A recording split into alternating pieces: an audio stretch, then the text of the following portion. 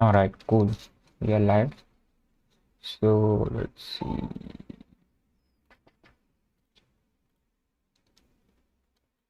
All right, today in this stream, we are going to start building the last project of Nand2Tetris, which is the operating system.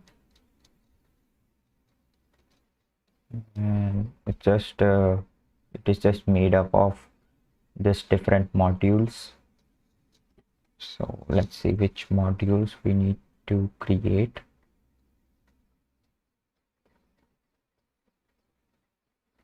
Language extension and system oriented services, memory management and hard drive. Right, so we have to create this modules: math, memory, screen output, keyboard, string, array, and sys. And in this stream we are going to start with math module.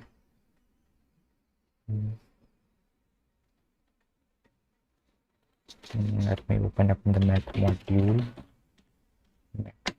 And yeah, we are going to create this operating system modules in Jack language itself.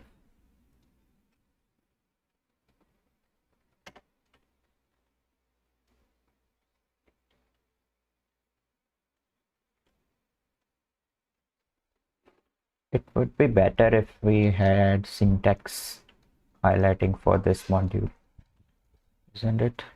Let me check if we have such a plugin or not. Check lang. There's an extension for VS Code, I think. But I don't think it will be for VM.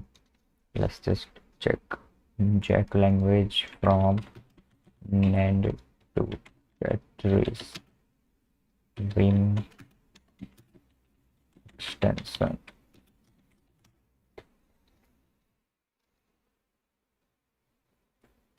Oh, an ID for the check. No, I don't need an ID.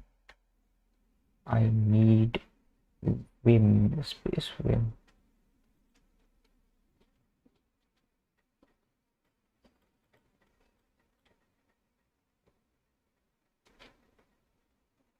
Syntax highlighting, quick fixes, auto completion. Oh, this is an ID. Check UI. What's this? Yeah, but this is not of our use.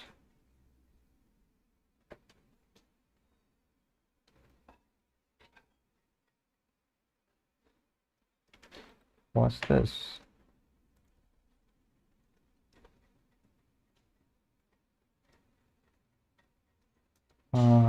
Chat application. If you wish to use Notepad++, you can follow this step. Copy this check syntax convention.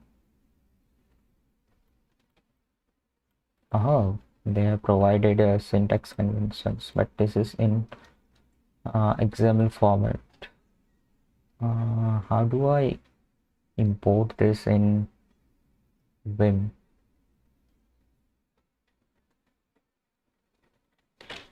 How to import Notepad++ syntax convention XML in Vim?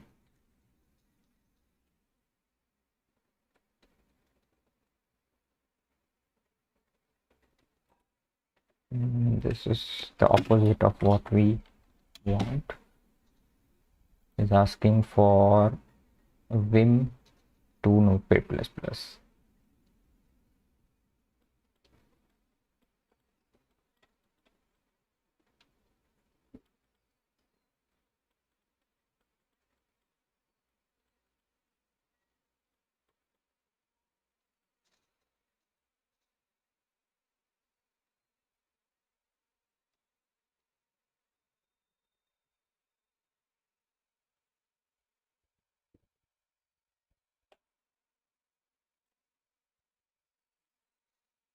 Vim Nand2Jack syntax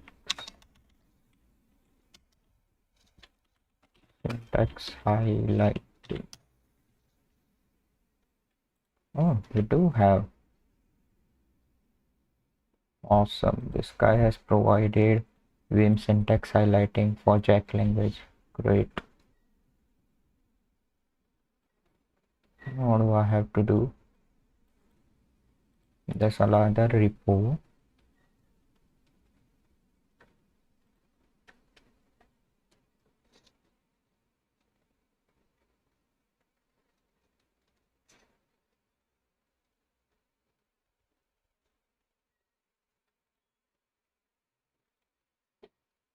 This one has 24 stars and this one 7 stars. Okay, which one is better?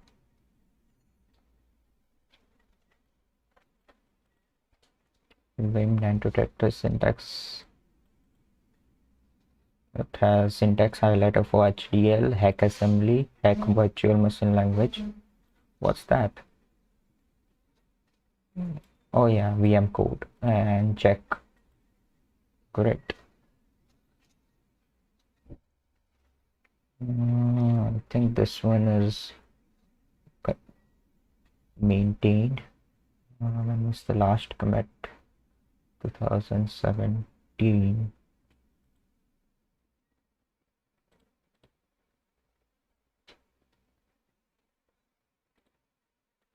What about this one? 2012. This contains only Jack language highlighting. So let's use this one. If you use pathogen, no, I don't use pathogen.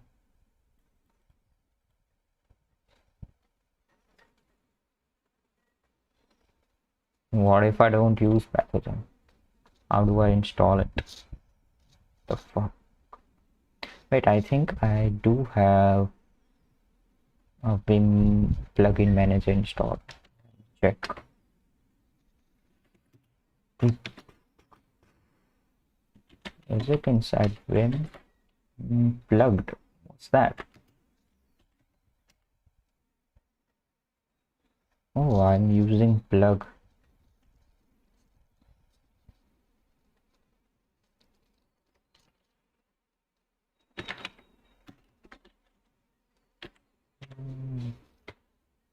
Let me check. Vim plug.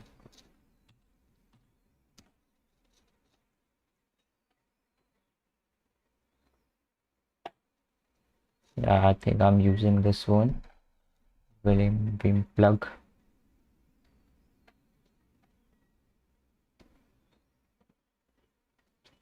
Let me check vmrc. Oh yeah, I'm using Vim plug.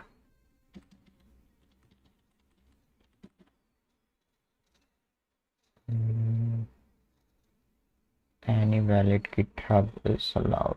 Plug. Right, so I can plug this URL into Vim plug, right?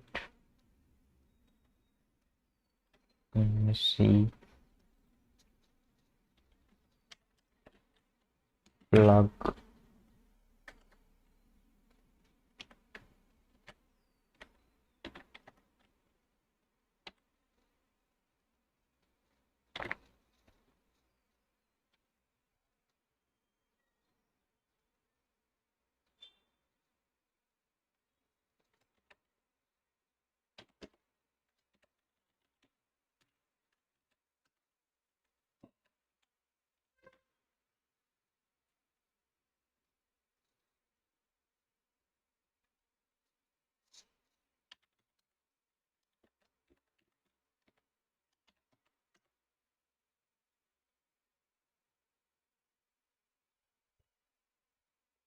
What? What is happening?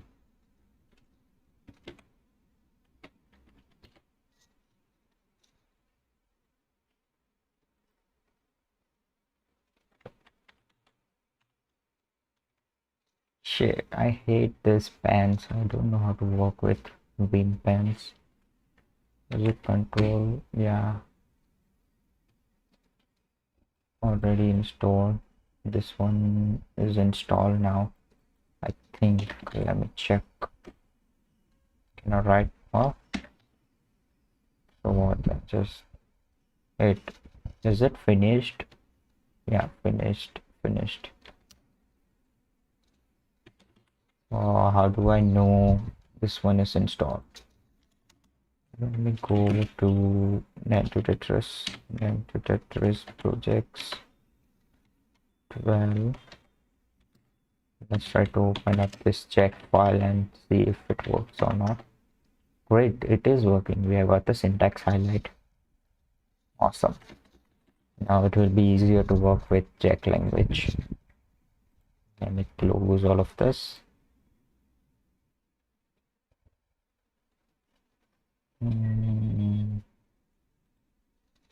Let's give this one a star, shall we?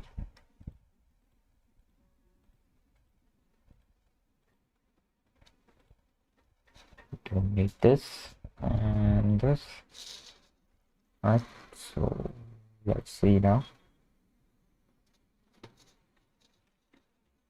Math.jack init function. We have init, absolute, multiply, divide, minimum, maximum, and square root. Okay, so first they have given the algorithm for multiplication.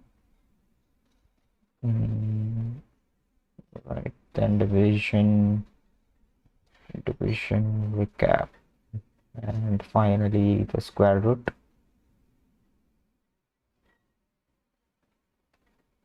What else? Implementation of what's that?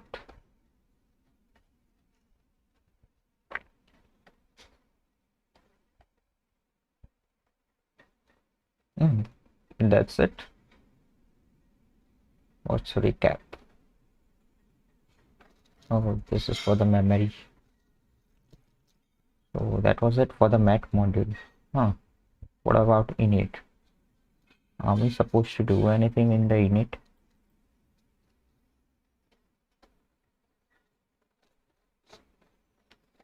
Okay. Cool.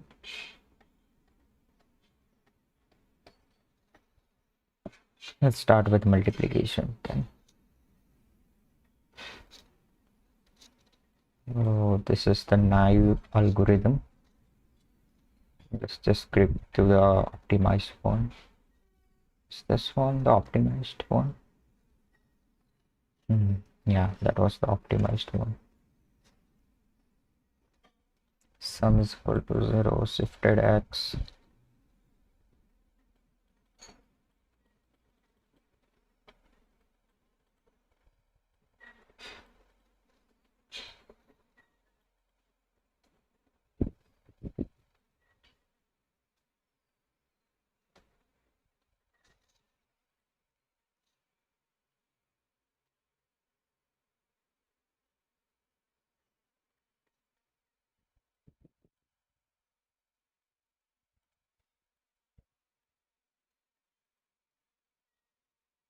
Let's listen to some sounds, shall we? Some music. Synth. Chill vibes.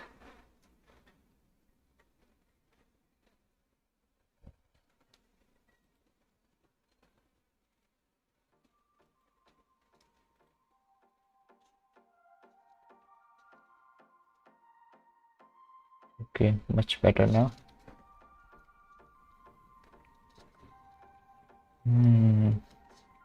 Okay, the problem is I've not worked a lot with Jack language, even though it was part of project 9, I guess. But I don't have a good understanding of the syntax, so I will be referring to the syntax again and again, even though I created a compiler for it. That's the difference between theory and practical. High level language.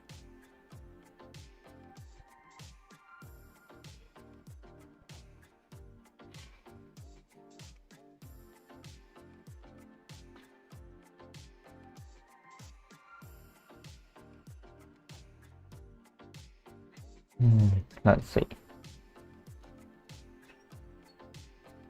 We have a function multiply and two input to multiply. Let's see. How are we going to do that? We need a sum zero. All right. How do I declare variables? See, that's the issue. Where in sum, is this the correct sentence? I don't know even if I can do this. Let me check.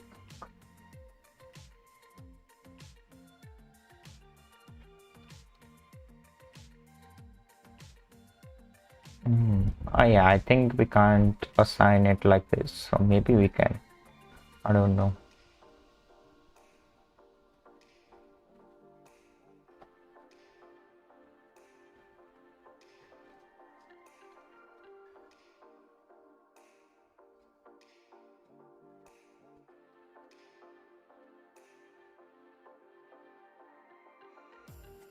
Give me the freaking syntax. Syntax. Where's the syntax?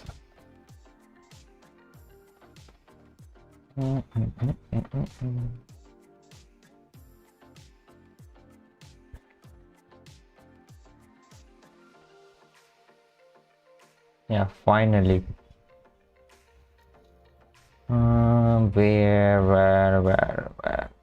Where, and the type and the variable. Okay.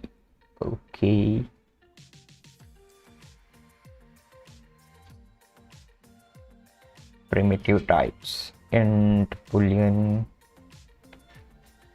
static fill. So I think we can't do this.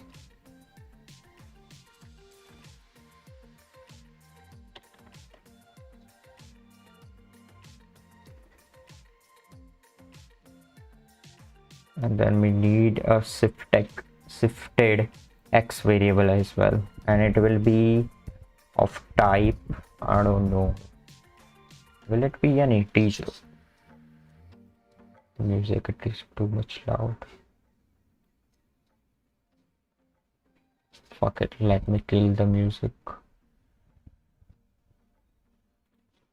It is distracting. Shifted x is equal to x. Yeah, so initially it will be just x. For I is equal to 0 to w minus 1, where w is what? The number of bits required to represent n. Okay.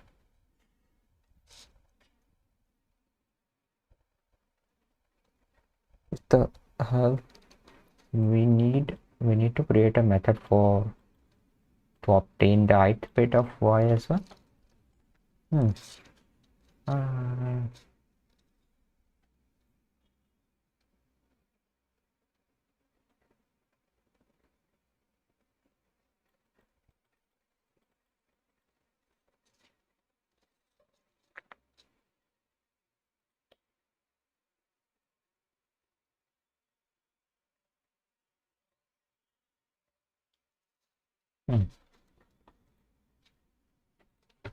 Now first of all, assign let sum is equal to 0. Shifted x. Let's first understand the algorithm, shall we? We get 0. Shifted x is equal to, well, x is the first integer. For I is equal to 0 to w minus 1, where w is the number of bits required to represent y. Alright.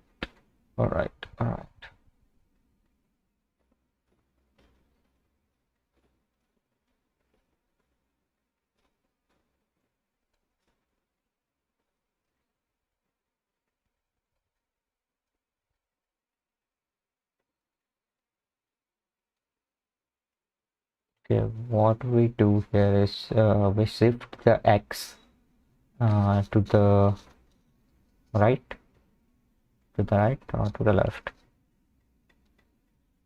Yeah, to the right. That's right. Left, to the left side. We shift x to the left side. Then how many number of times? We shift x to left times w minus 1 number of times. Right. So I mean just w number of times because we start with 0.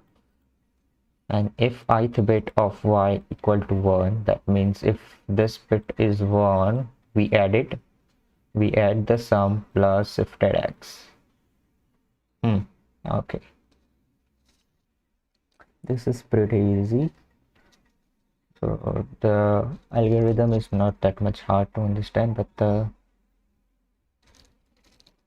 thing is how to implement it in this city language, that is Jack.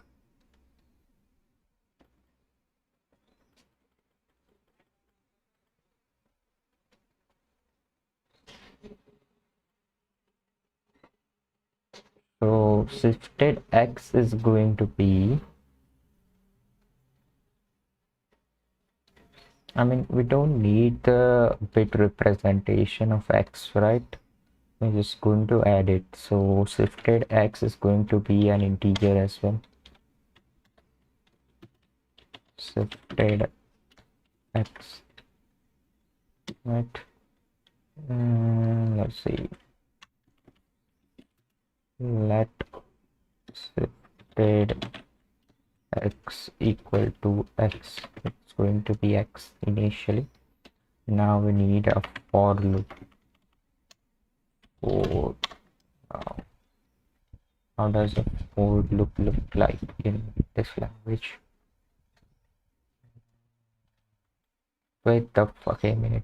I think we don't have a for loop. Yeah, we don't have a for loop. Shish. Alright, so this method will be use while loop, and the condition for loop is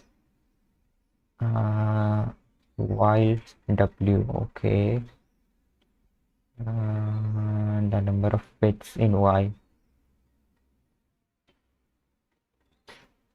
Okay. And may be the largest number that we may be asked. Oh, so we need to determine which one is the largest now. So wait a minute, can we use this other method max? I think we can. I think we can.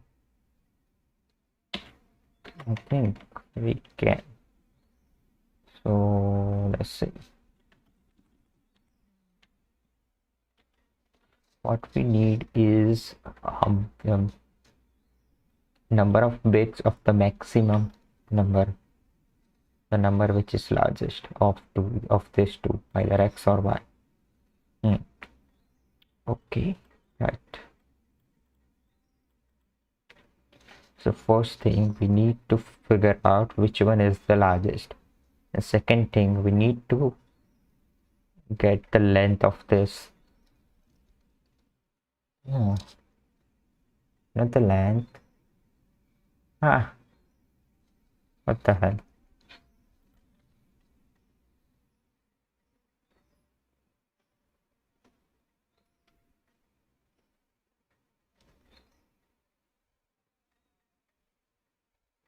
Log base 2n. Now wait a minute. How do I get a logarithmic function in this language?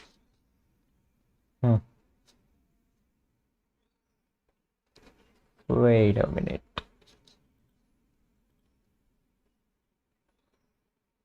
I don't think we can. How do I get the log base 2n in this language? Do we have to create an algorithm to obtain the log as well?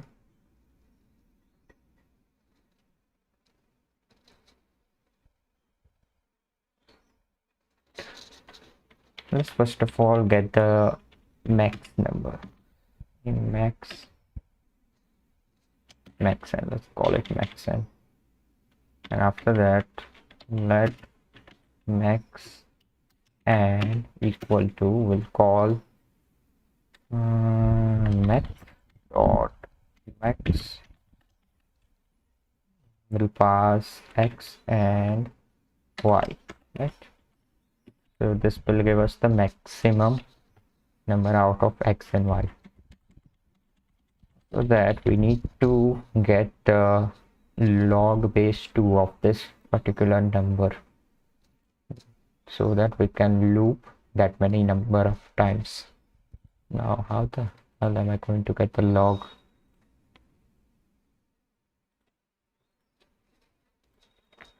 Is there an algorithm or logic to obtain log?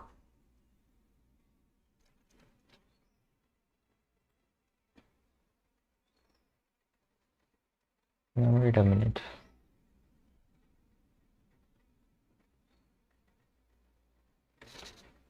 Why do I need to get the log of the largest number?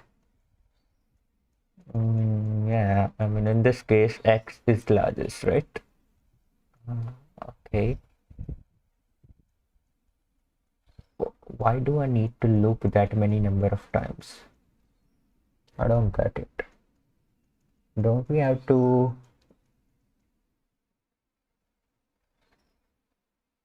loop y number of times?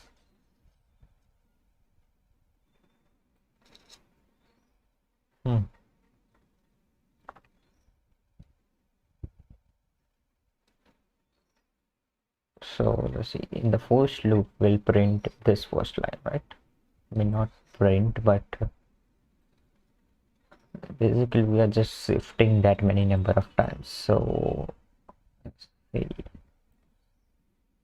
for the first time we won't shift, right? Yeah, second, 1, 2, 3 and 4.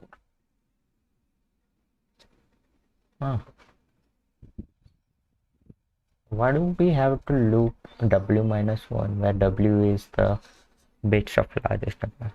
I mean, shouldn't be the smallest number? I don't get it. I don't get this.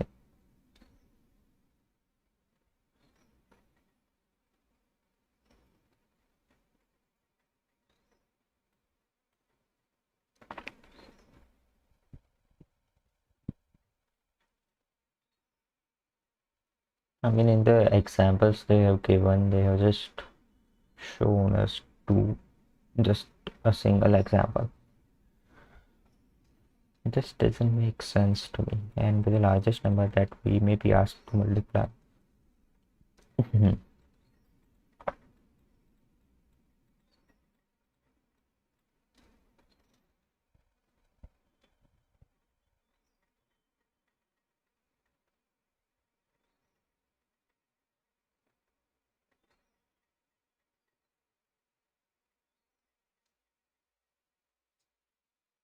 Suppose, let's see, this y was just 0, 0, 1, not 1, 0, 0, 1.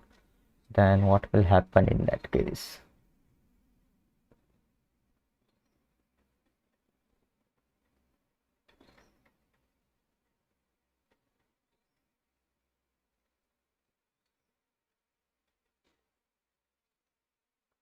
What will be the value here? The 0th bit is 0, 1.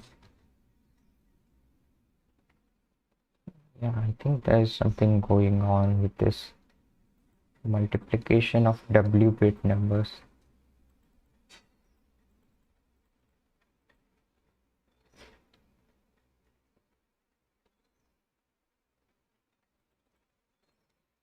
So this w is 5. Let's say the w for x is 5 and w for y is 3. So in that case, this loop will run 4 times. like it is doing right now already, right? But the issue here is we need to print the ith bit of y, so I is 0. So in that case, in the case where we have only these three bits, this will be 0, this will be 0, this will be 1. And what about this final bit? So that's the issue. That's why I'm saying that this w should be for the lower, the smallest number of bits for the smallest number.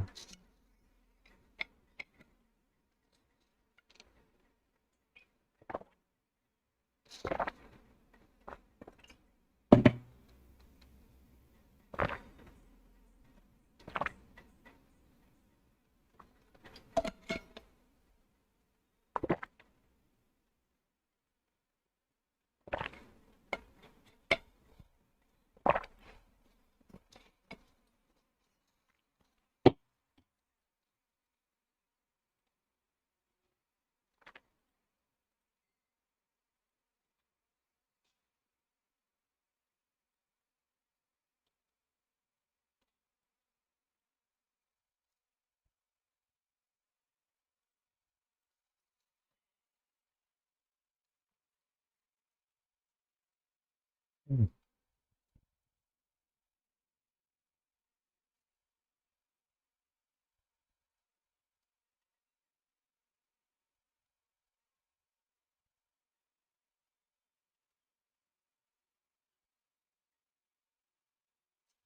You know what, let me try to watch that video.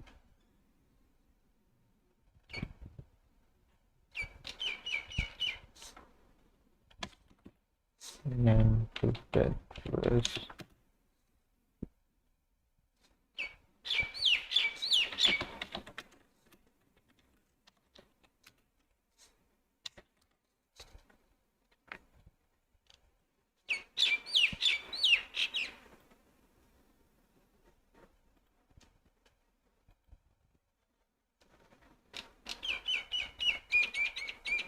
The final unit.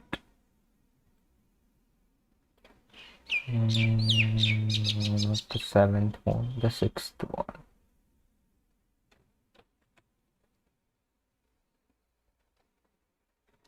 Project 12 says, yeah, but that's the math.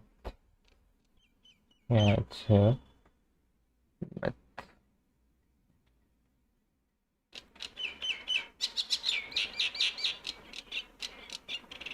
I don't know if I should. Let's just.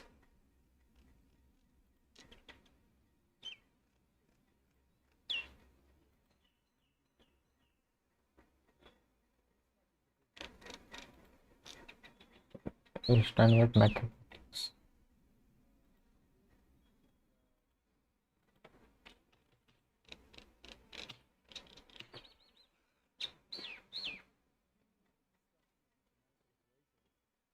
Oh, in the previous unit. So I need to watch the previous unit.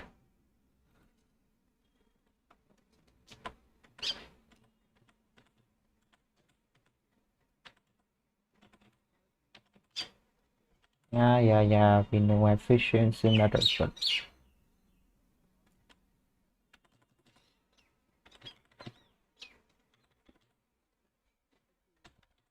this is the naive approach.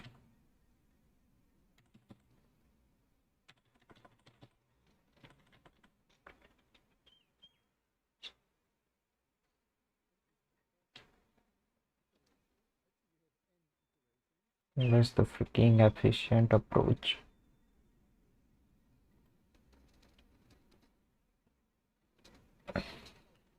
Yeah, this is the efficient approach.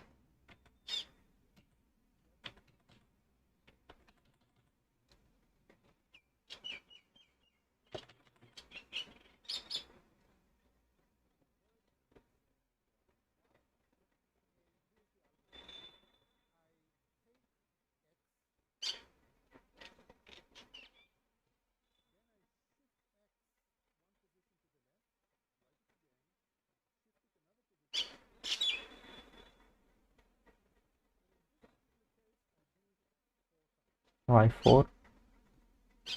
Because the second number, the multiplier, has 4 significant bits. Exactly.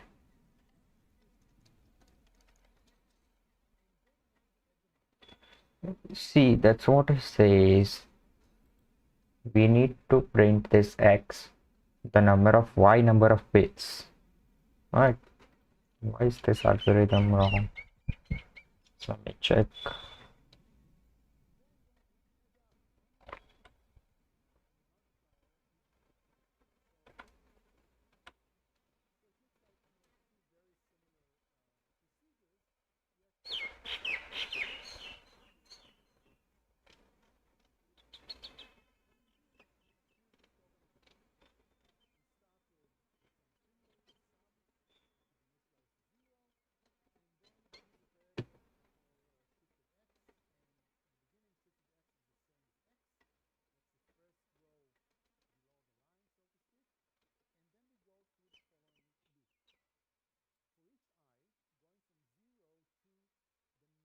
Number of digits that they have in the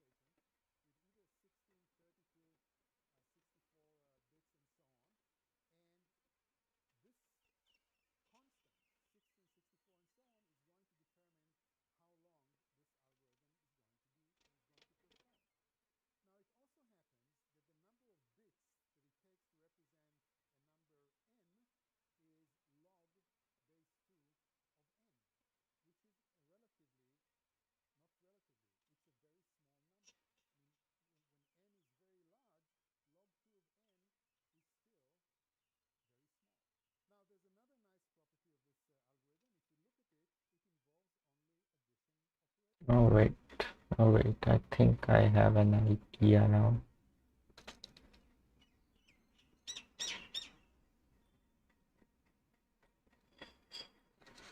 So let's see.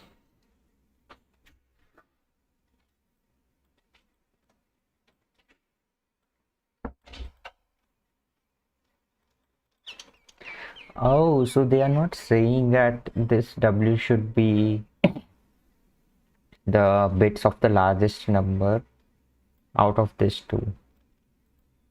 Right. Yeah, right. They are not saying that. So this W doesn't relate to this log n value. I mean, not directly. So it was just showing the runtime. Right. Right. So should we do need to decide what we are going to keep as X and Y? I mean, it doesn't matter, does it?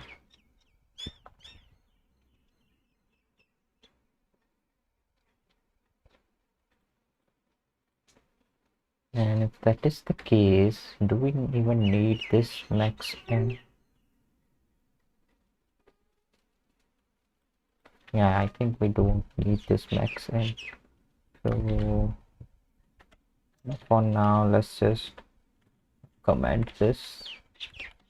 Don't know, let's comment this one as well.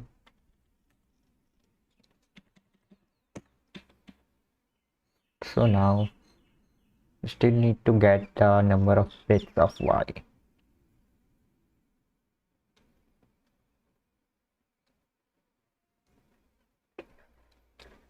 How do we get the number of bits of y? We can do masking operations or something.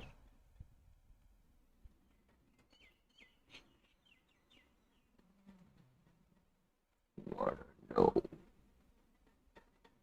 Yeah, we need to do some masking or something, I don't know.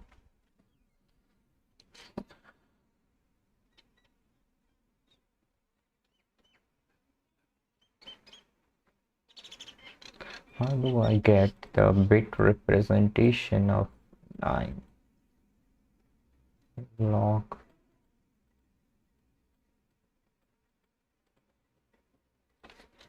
How to calculate log base 2?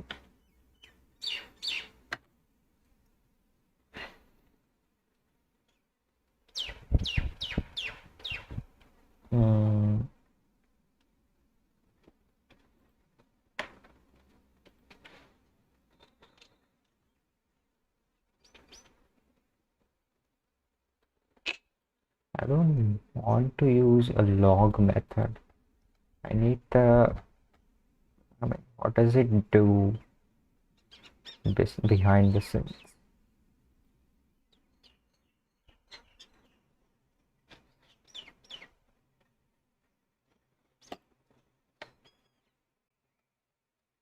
How to calculate log base 2 algorithm?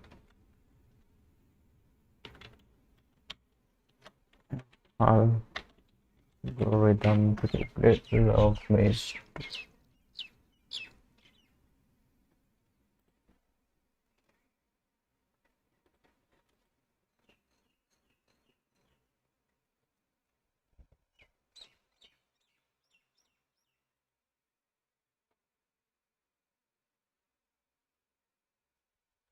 2.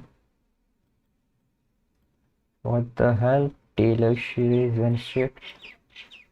Do I have to fuck?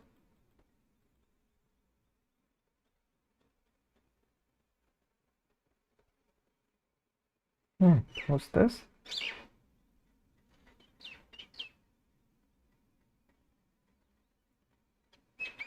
Oh, of course, we can use this property of logarithms. But for that, I need to calculate this representation of y. This will give us k.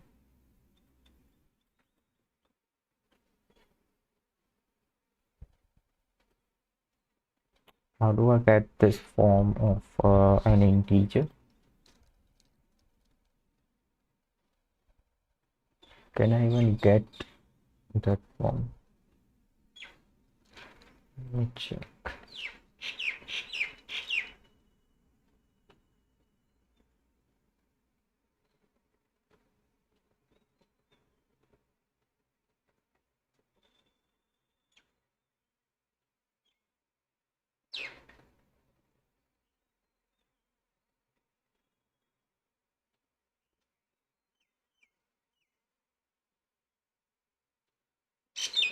Two raised to 1, 2.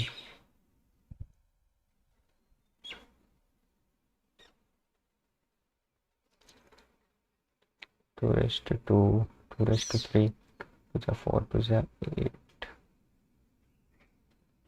Yep.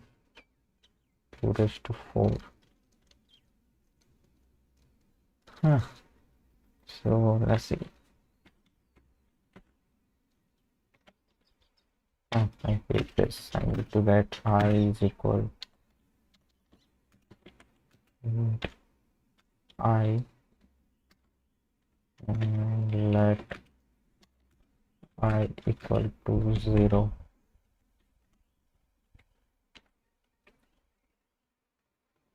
While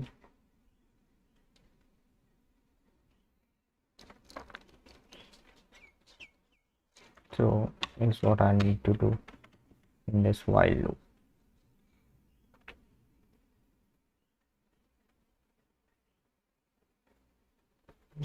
Let's call it temp.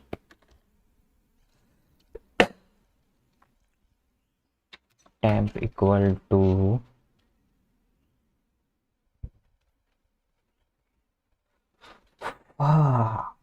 this is the problem with trying to create the algorithm for the core OS. I mean, I can't even use the basic functions like multiply.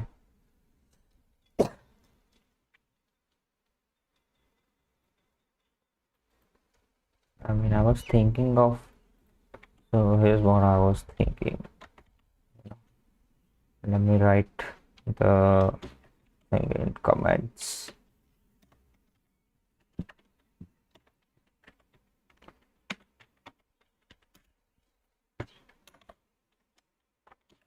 So let's say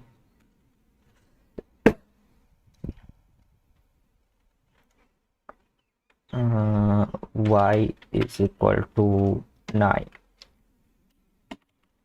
and I calculate 2 raised to I. So I will start from, I don't know, 0. Yeah, let's start it from 0 or 1.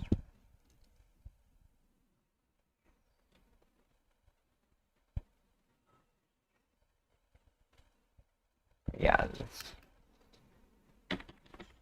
I will be starting from 1. So for I equal to 1,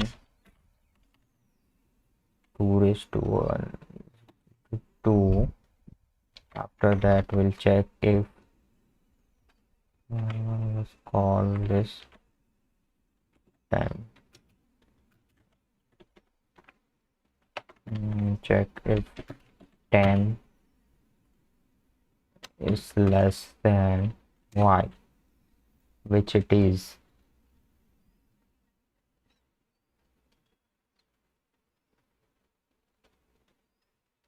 And if it is less than y, no, I mean this is going to be a while loop. While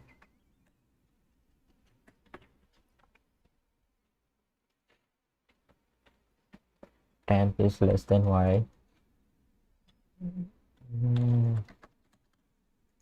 I plus plus.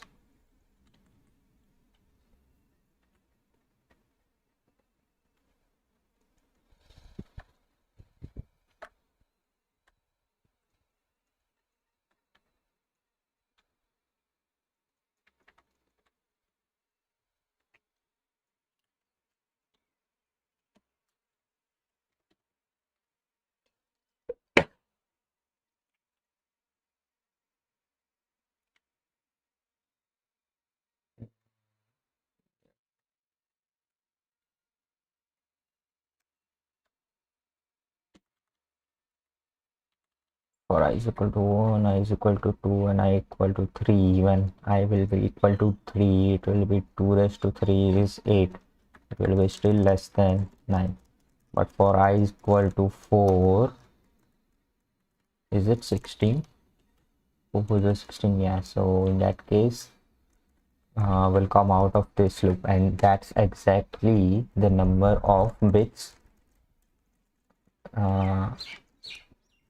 for which the number of bits that we need to represent this y, or the number of bits that are in y, right?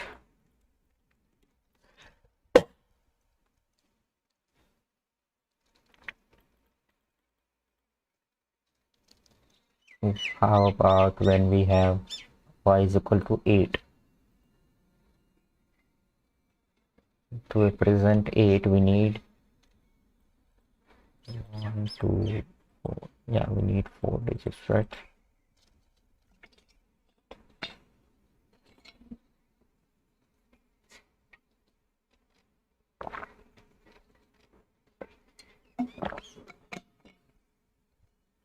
But for this thing to work, we need this operation, which we don't have because we are creating the math module itself.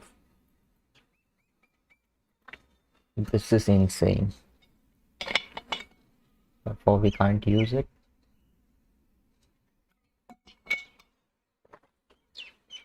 Then how the hell am I going to get this thing? We have square root, divide, max min.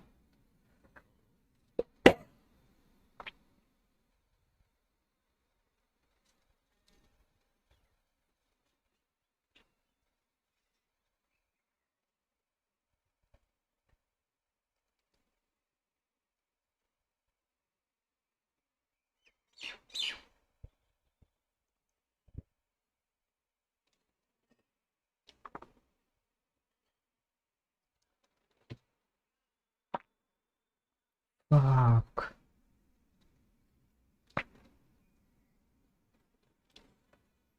Algorithm involves only addition operation.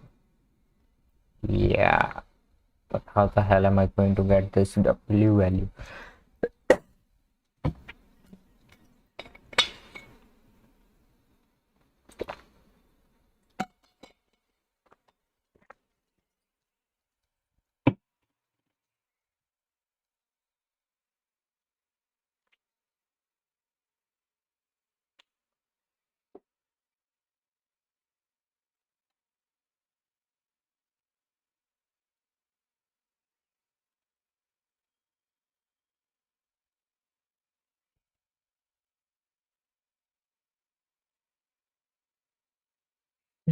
Son of a...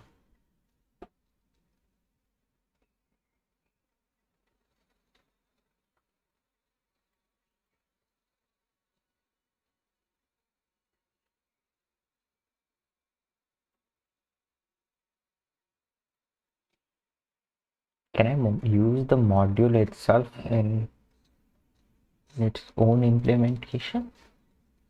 I don't know. I think we can't. No. That's not possible at all. Is it though? I don't know. I mean, let's see what's going to happen to this code multiply. It's going to get converted into VM code, which will get converted into the machine code, right? Right.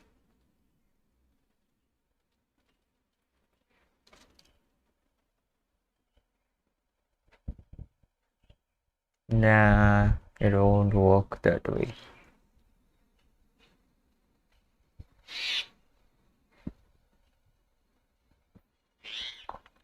Oh, wait a minute. Even though we don't have this, we still have the addition operations, right? So what if instead of this 2 raised to I, how about I just add 2 that many number of times? Yeah, right. This is great. So let's see, temp is equal to 2 initially, and after that we do temp is equal to temp plus 2. Right, this can work. Yeah, this is going to work.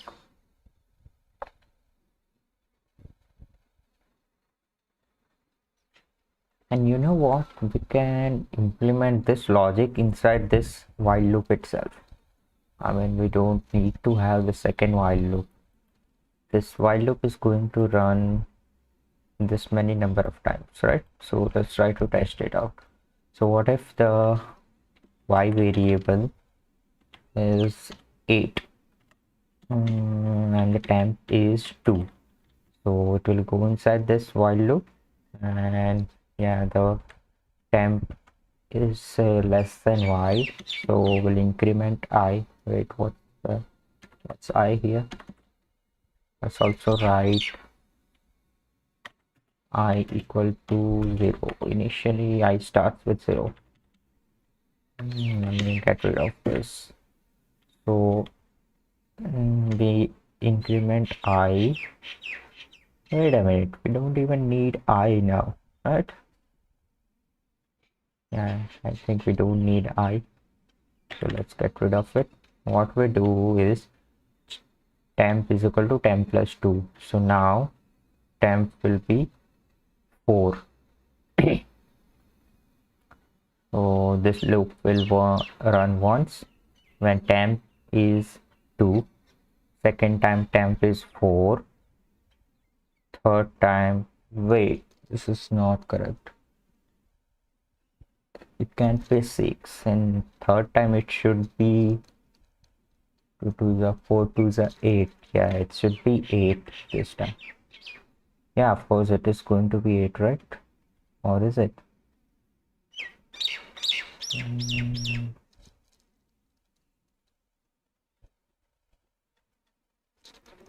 Oh, wait a minute.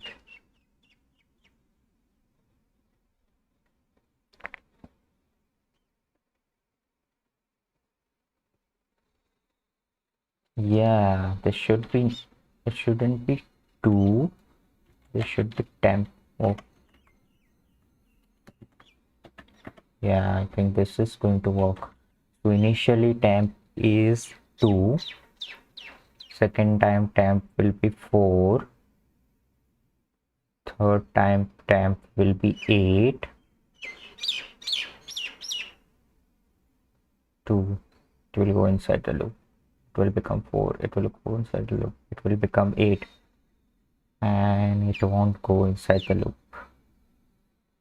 So it will go inside the loop only once and twice.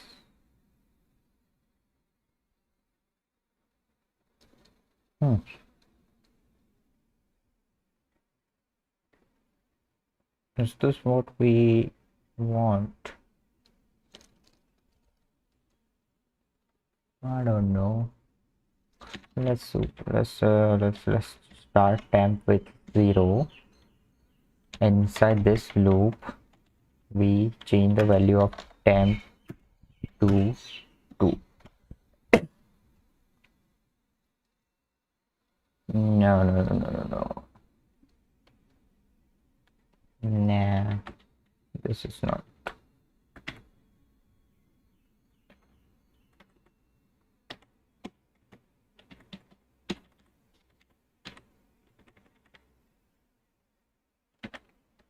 Less than equal to y. How about now? So it will go inside loop for temp equal to 2, temp equal to 4, temp equal to 8. That means 3 times. And this is what we want, right? W minus 1. So for 8 we need 1, 2, 4, 8.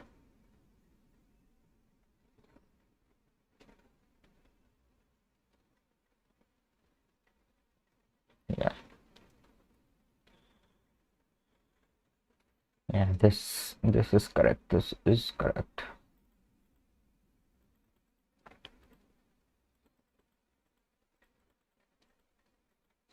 So let's implement this logic.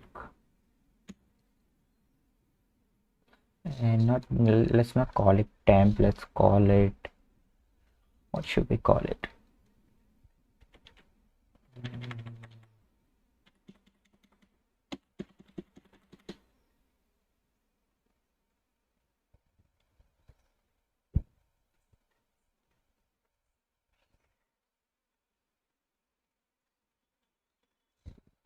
Wait a minute, can we have the variable declaration like this after this? I don't know if Jack language permits it or not. I mean, the compiler that we wrote won't be working, will crash if we try to do the compilation for this kind of syntax. Yeah, we are going to move this up anyway, so it doesn't matter. And let's also remove this.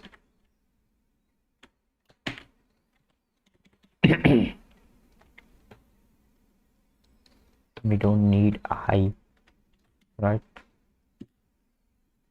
We need a temp variable. Let's call this temp variable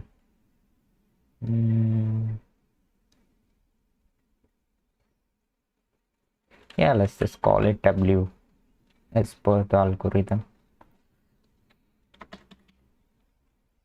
And W, now we need to assign value to this W. Let W equal to, it will be 2 initially. Now we are going to check if W is less than or equal to Y.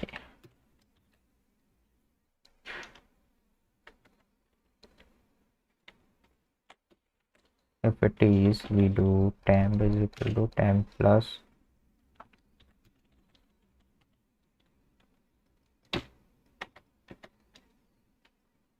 right. Wait, we don't have temp.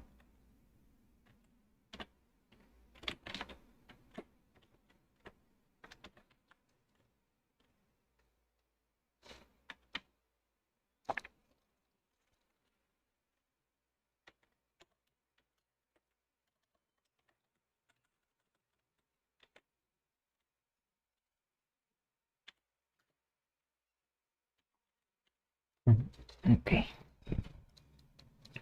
and the syntax is going to be like this. Let W is equal to, now what? Now we need to implement this logic.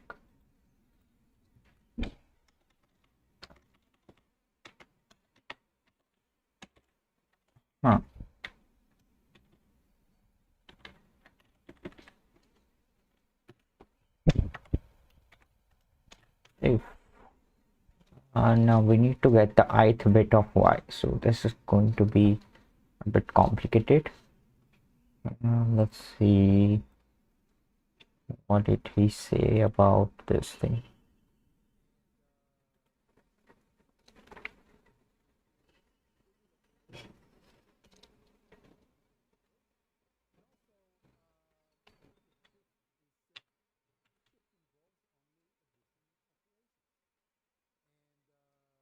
Swift.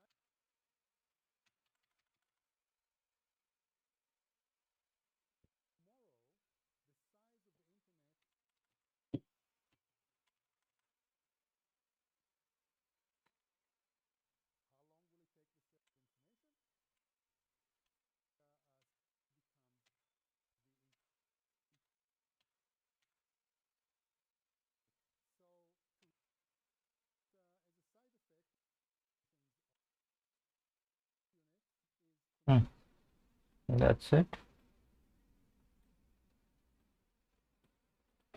I mean, what I was looking for.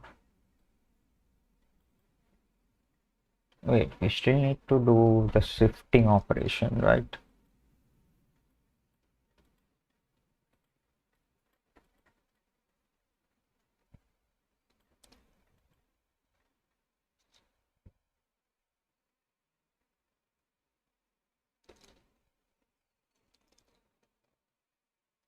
Oh yeah, shifting is just adding it twice. So this is trivial, but still, how do we get the ith bit of y? Ith bit of y.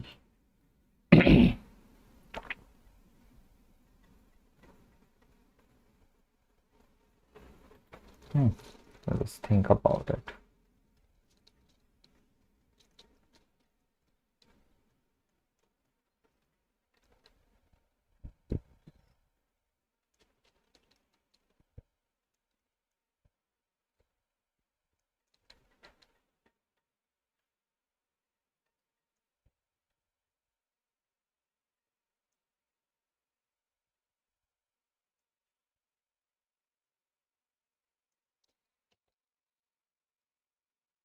Wait, what values are we going to have for this 10?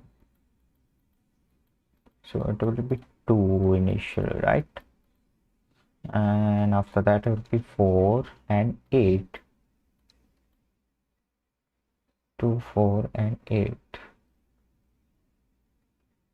Hmm.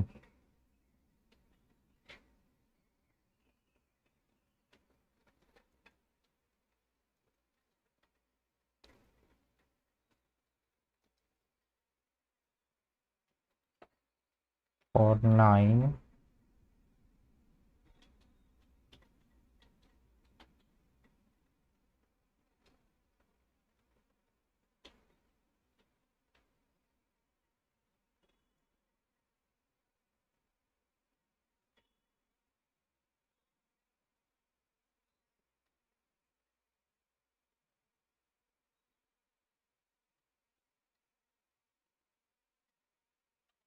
so in this case I is this bit, right? Why the fucking why do they have to give this kind of representation? A palindrome one. They should have given 1011 or something, which was not same from either side. Now how do I know what's the order of these bits, and what does this I represent? Is does it start from left side or the right side? How do I know? This is insane. Fuck. I mean, does it matter? Does it matter what order it is? Let's say, you know, there's a 1 here.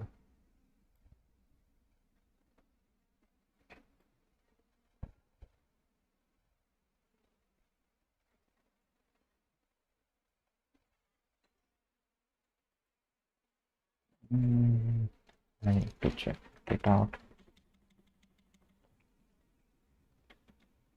So let's see. 1, 1, 0.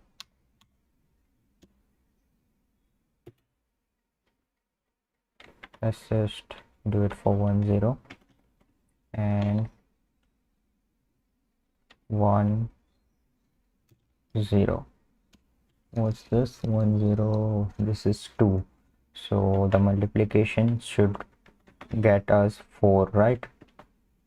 So let's see. What we are going to do according to this algorithm is first write 1, 0.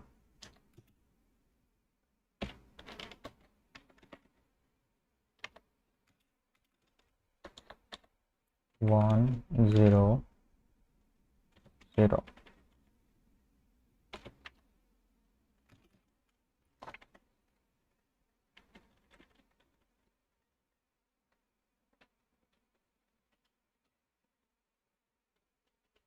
Ah, and we are going to add it. If see, in this case this should be the answer, right? 100, because 2 2 is 4, so this one should have 1 here, so this one should be here. What does that mean? This one should be here, this 0 should be here, and this should be here. Oh, okay, so it starts from this. It starts, and the order starts from the rightmost bit. Okay, we got it. Now what? We still need to get that particular bit, the rightmost bit. How do I get that?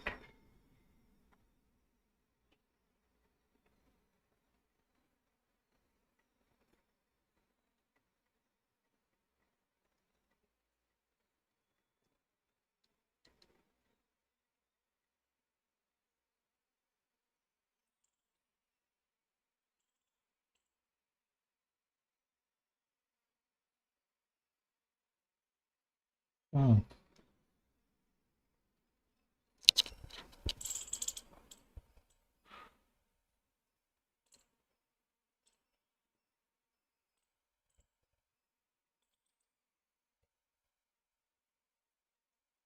I think I had an algorithm just for that. Let me check in my code repository. See, bitmap, bit operation, bit op. Yeah, I think this is the one.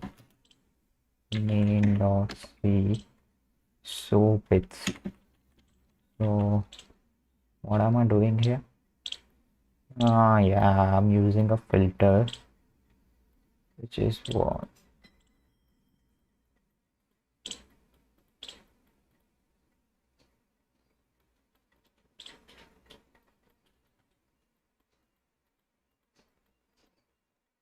I'm doing the AND operation, but I don't think we have AND. Or do we? Wait, I think we do have AND operations, right? Bitwise AND. I don't know. I think we don't have bitwise AND operations. Let me check the symbols.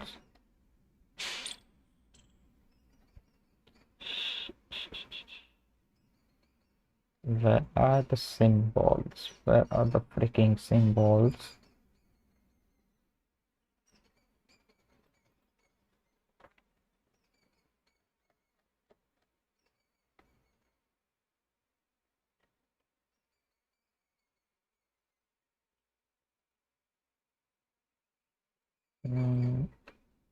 We do have AND, but this is not a bitwise operator, is it?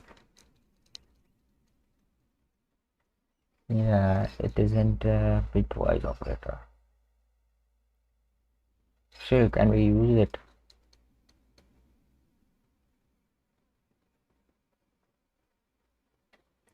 So what happens if I and what can I do to get this particular one?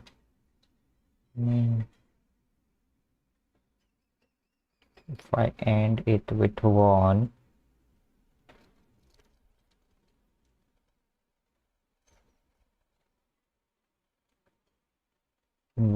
and 9. Let me check.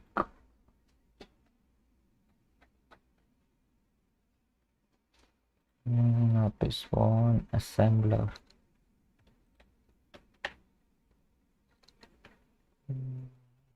Is it the VM? Yeah, it's a VM.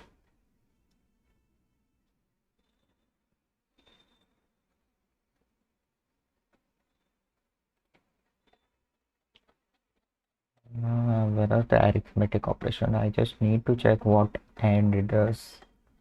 I mean, I'm confused a bit here. Arithmetic operation of the VM. Mm, have they given any example for AND operation? Add. They given an example for add, but we need an example of AND. It will be in the logical operations. Yeah, right.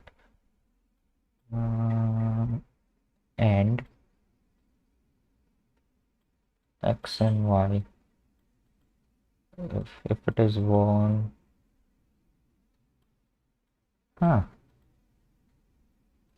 What's that?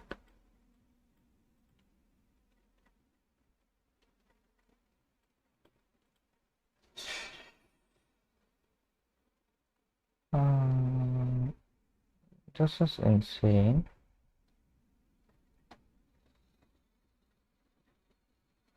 So what will be the value of, let's say, x is 1 and y is 1?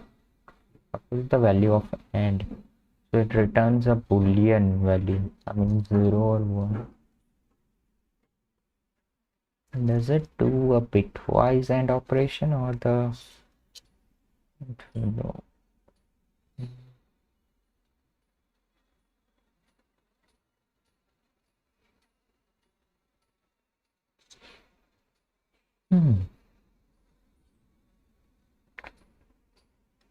I mean, we don't have a concept of, let me check something. In the stack arithmetic, what kind of projects we have here? Simple add, step test. Logical operation. Yeah, so let's check this stack test dot vm cd Nand2Tetris. It is in the 7th folder of projects. 07. Where is the stack test? I need stack test.txt file. Stack test release stack test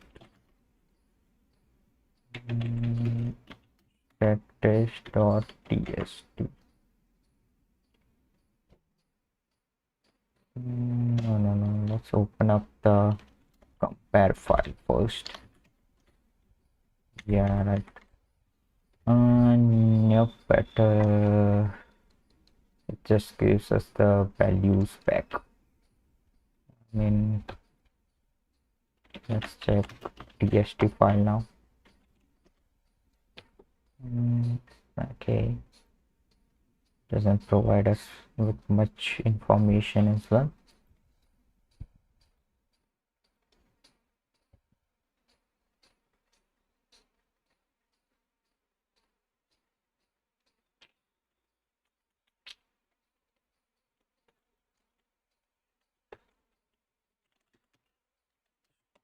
Test.tsm.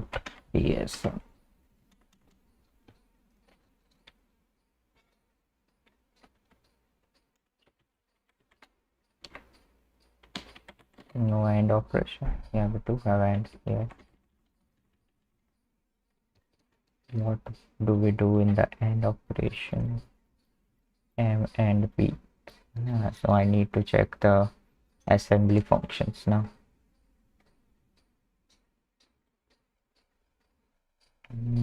Just the machine language. Yeah, it's here.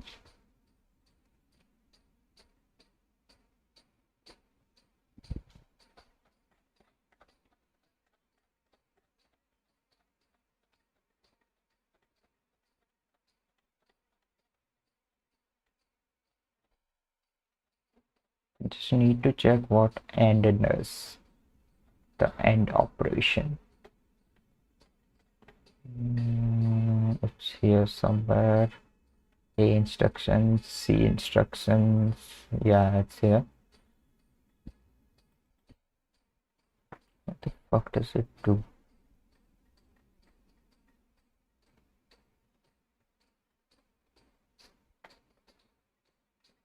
Seriously, they don't provide any example for any logical operations.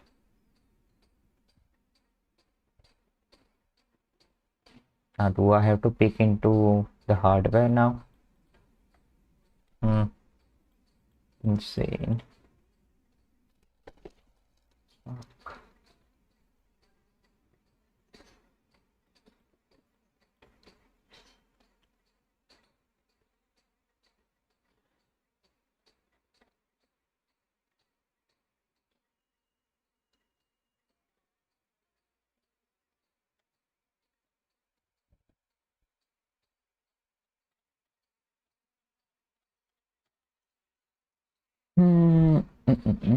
Project Boolean logic. Let me check the Boolean logic.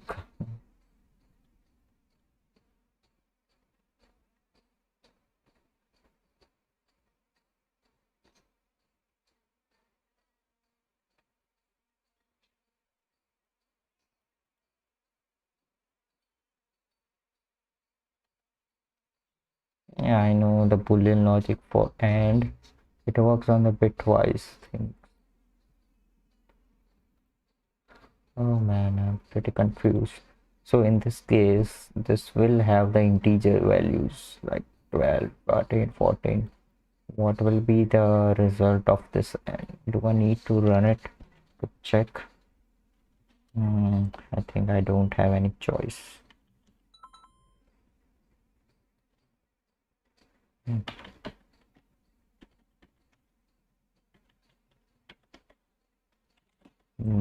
An emulator. Let's run the VM. And I'll be back in a minute.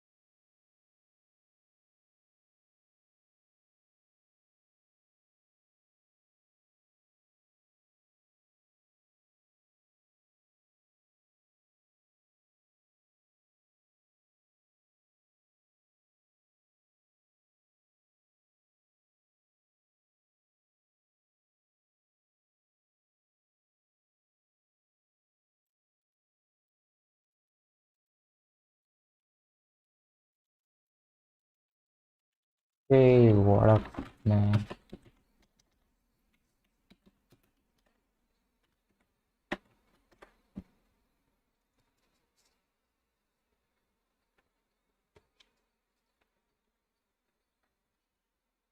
No more instructions to execute.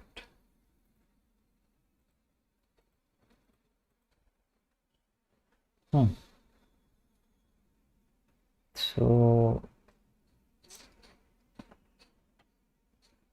you know what I was thinking? So, and operation. I mean,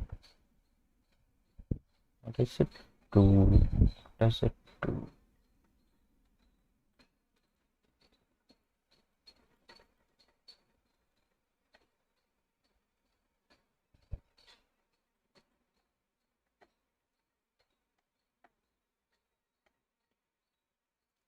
Hmm.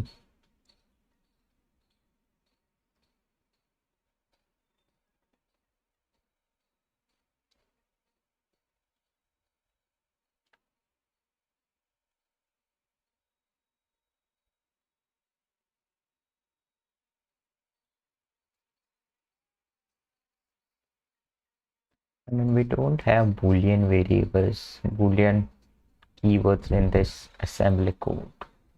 Yeah. So, oh, I forgot.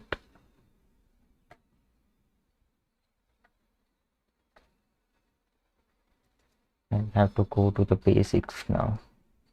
How can I forget this thing? I mean, I created the whole thing from scratch. How can I forget it? Fuck. Iterative processing. What the hell?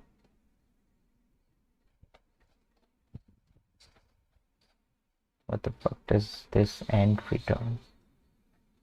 Oh man, this is insane.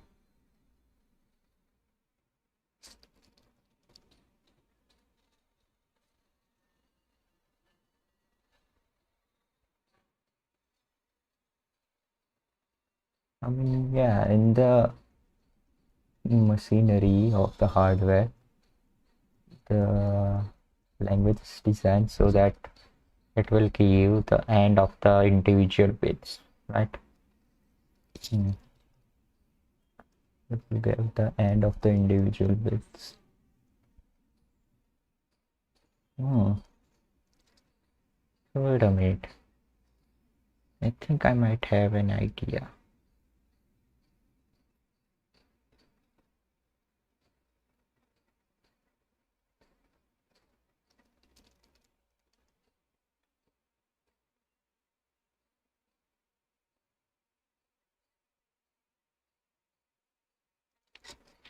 I don't need to go through all of these things. I mean, see, I can do something like this. If yeah, I need a filter.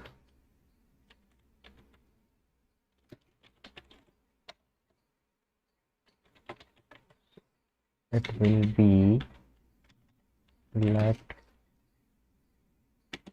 filter equal to 1. It will be 1 initially. This will give me. So now what I can do here is y. Let me check the height bit of y. So y and filter.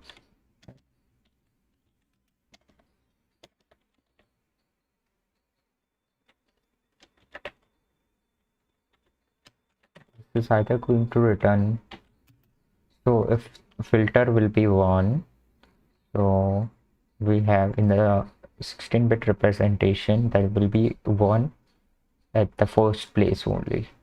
So when we do this and y, if the first place of this y number is 1, the result will be 1, right? Equal to 1. Wait, do we have this kind of equal to inject language? How can we do comparison? We have boolean. Huh. No, this is a type. Boolean is a type.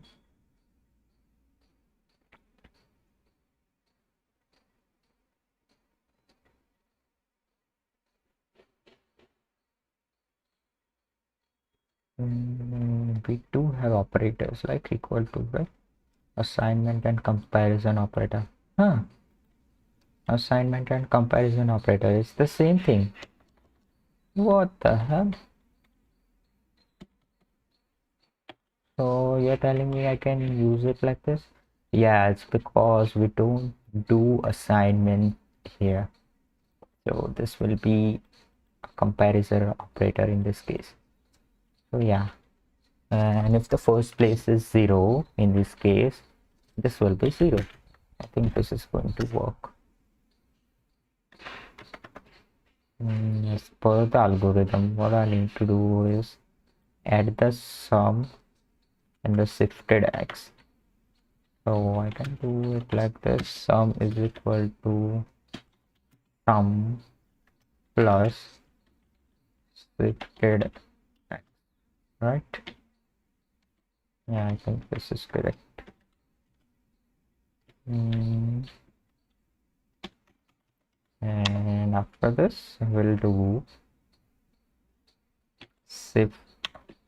I always forget. Shifted x equal to shifted x plus shifted x.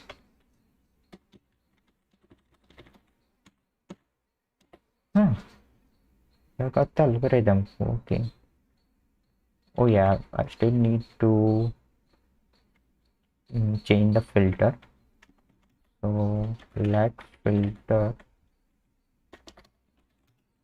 equal to,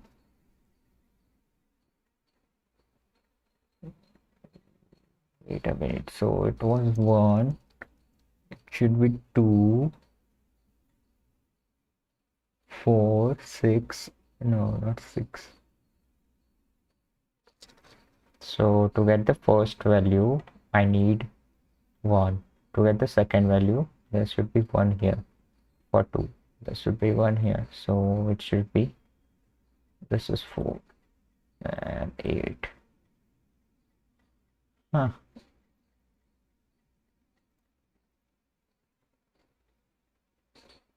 1, 2, 4, 8. I wonder if I could have used this W as a filter. I mean, it starts with 2, but we can change it, right? I mean, what if it starts with 1? What happens then? It will be 2 in the next iteration. So 1 is less than 8. Second time it will be 2 and 4.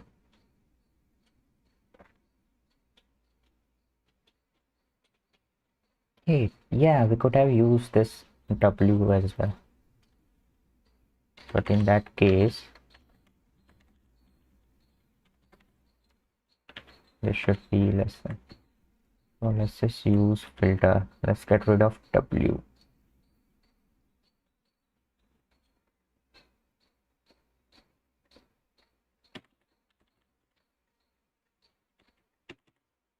Oops.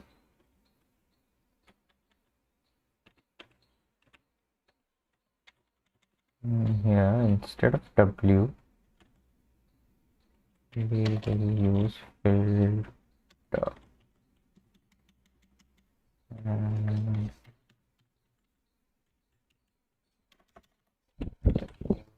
W to filter.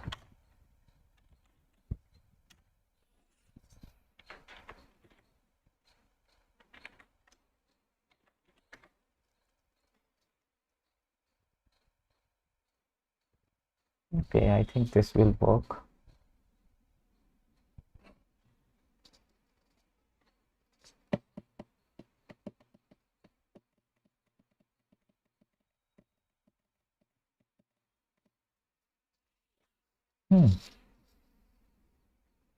And finally, we need to return sum, right?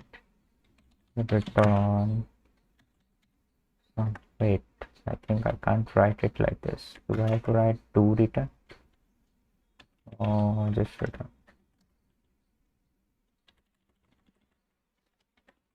Okay, can I test this module now? How can I test it?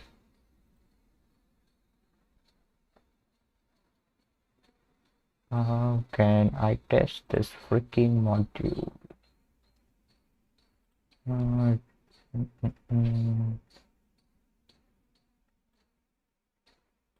Unit tested. Nice.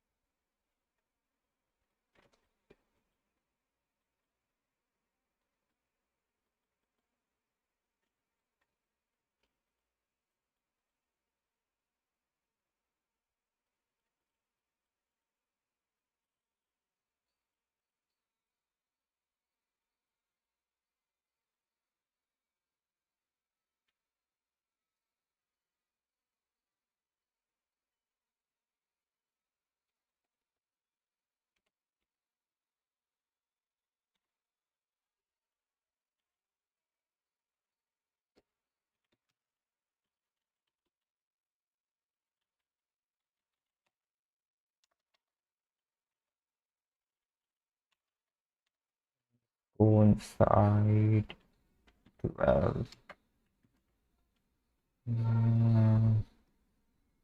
Where is the test program?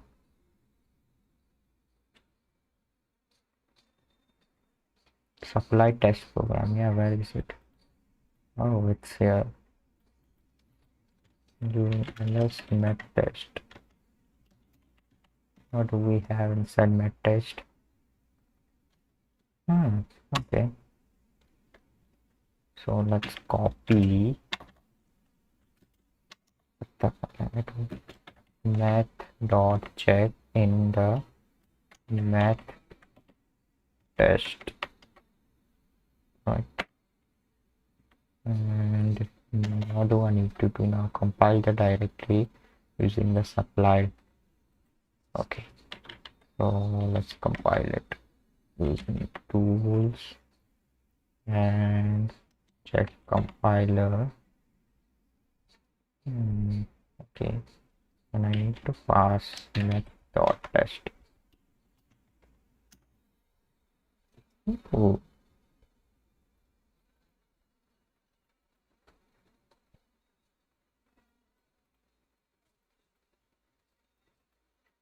yeah, we don't have any implementation of those, so it's all right.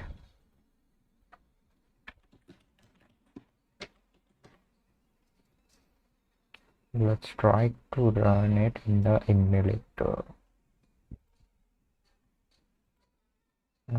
7, 12 math test. Okay, let's see what happens.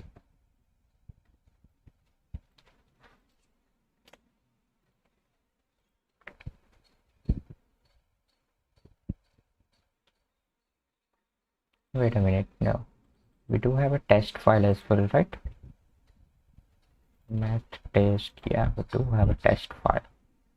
So this is nice. Let's start the program again. Do we have the test script? Yeah.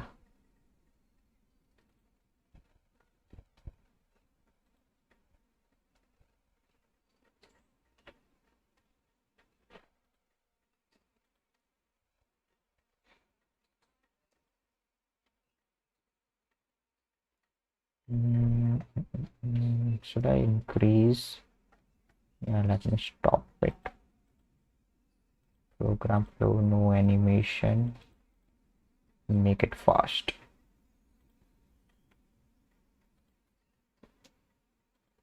Right, so now do we have the output?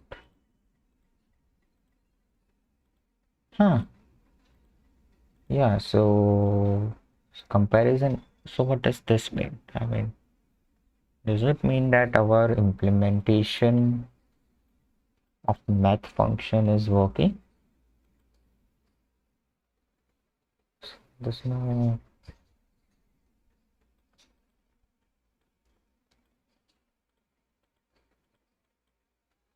When the emulator encounters a call to an OS function, right?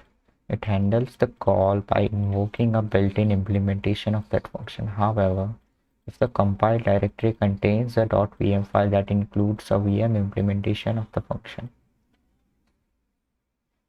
this implementation will be executed, shortcutting the built-in implementation.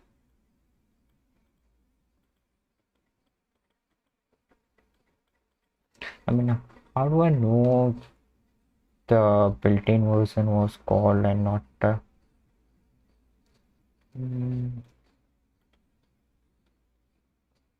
no idea how to figure it out. It worked. The comparison ended successfully in this case, but I have no idea if this was because of this thing. We got the error when we are trying to compile. So, no idea if this was. Let me check that. Wait a minute. We just have a main.vm file, but not Math.jack file. Math.vm. So that means it was not compiled. Yeah, so we do need to write a return statement in all of those cases. So let's just do that first of all. We need a return, we'll give them a return. Just return one. We copy this another function in the divide as well. So technically it should work for, I mean it should return 1 for all of this function, but it should work for the math function. So let's try to recompile it.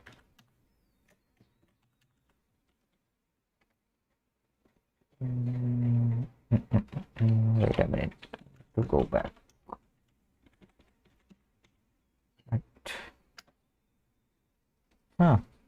What the hell? We wrote return. Why is it saying that we haven't returned?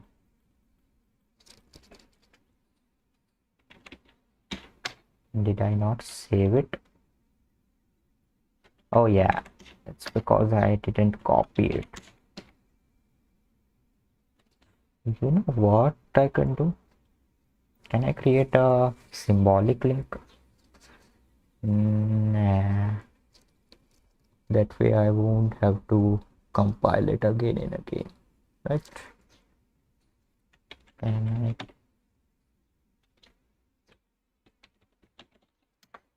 oops.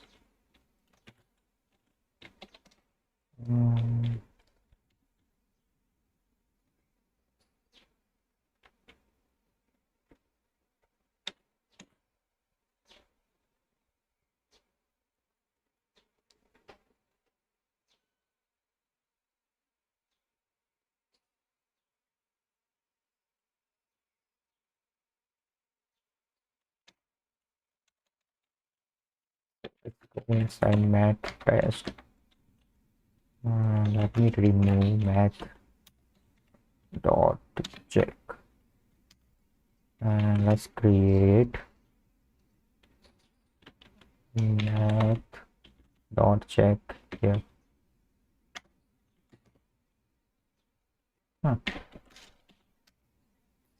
So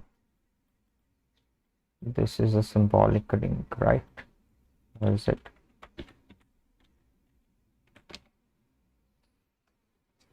This jack is supposed to be a symbolic link. I mean,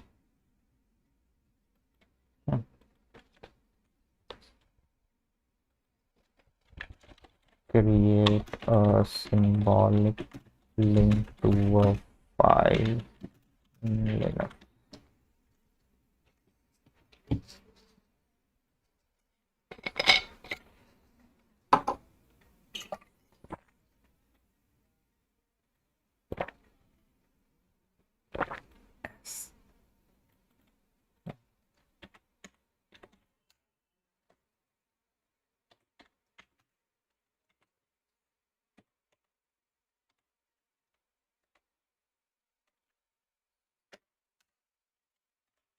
So it should be -s.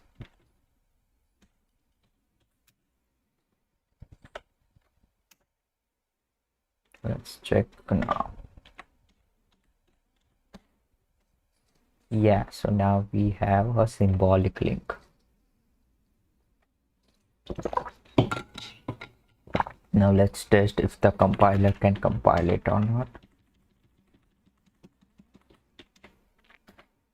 Yeah, I did compile it. And if that worked, we should have .vm file as well. Math.vm. Yeah, we do have. So now all we need to do is load the new folder. Math test load program. Yes, please. Let's try to run it. Shall we? Huh. What the hell?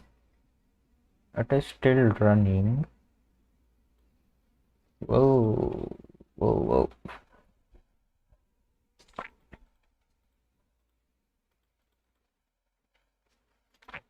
It got stuck. What the hell? Do I need to... Is it because of this thing?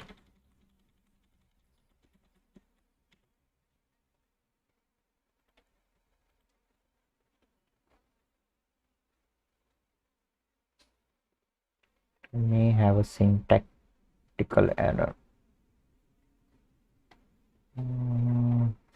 But in that case, the compiler would have given an error, right?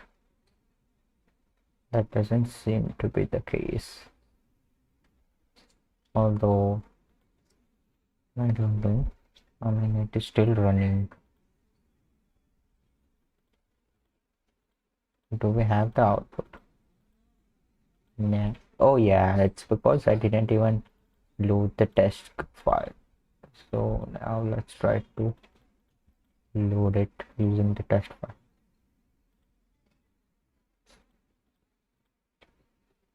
Yeah, that's what I was. So this is the compare file, but I don't need to compare all of the values. I just need to check if the output of multiplication is correct or not. How do I know where the test script for multiplication ended?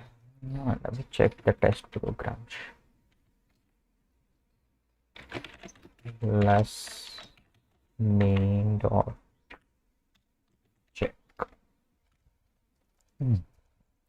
We have this multiplication 2 into 3.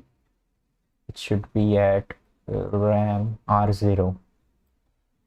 Performs using calls to the... Okay, we get an array. We initialize the base address at 8000. So at 8000 we should have a 6. Oh, we do have a 6 at 8000 address. Now for this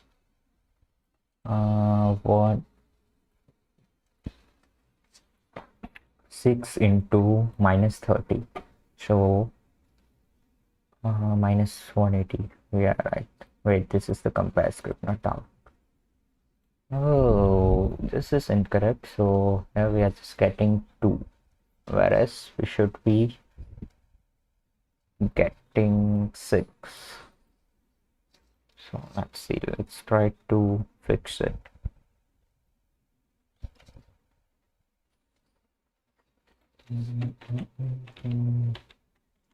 What could be the issue here? Just returns 2. Wait. It returns 2, just 2, but not into 3.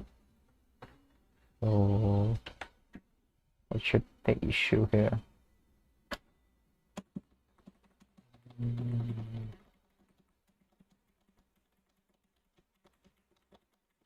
I mean, we can't even do printing, or can we?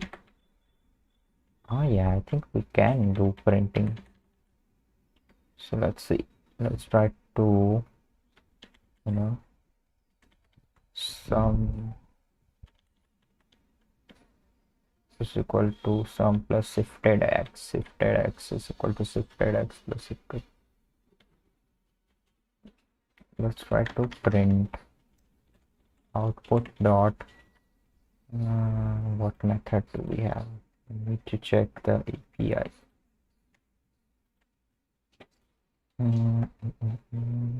Output print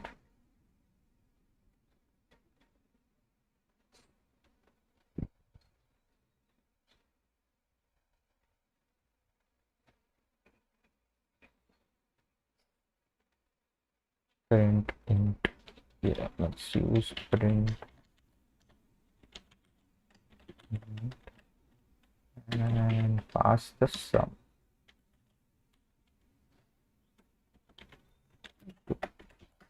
Let's see.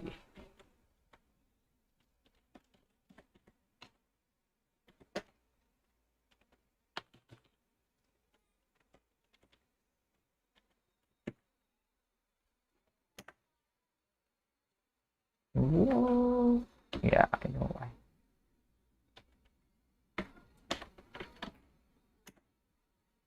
Yep. Let's see. Let's load Math.test and test tst script output screen. Yeah, it should print on the screen. Oh, it says printed 2. Huh. So it just printed 2.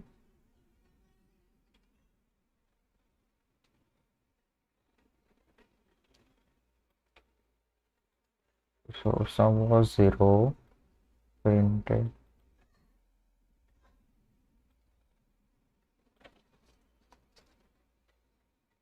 Something tells me that it's not going through the loop. Okay, so let's also do another. Let's print the filter value, shall we? Let's first print shifted x and one for filter. Now filter is an int and shift is an int as well. Now for the heck of it, we need to print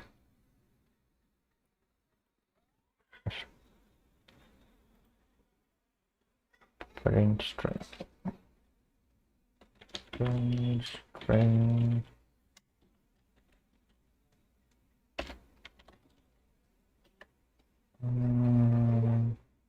What's this one? Shifted x.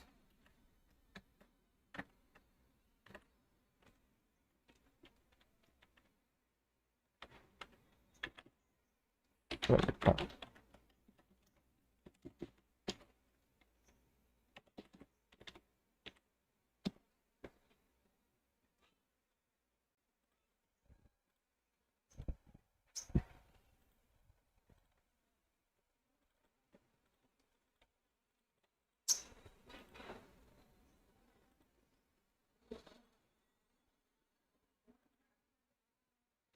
Ooh. I need to print a new line as well. Print ln.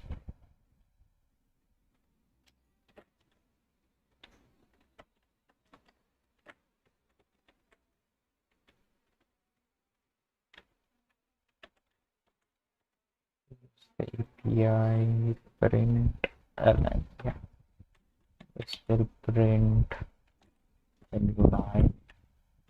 Print a new line after this, after this, and after this, and after this.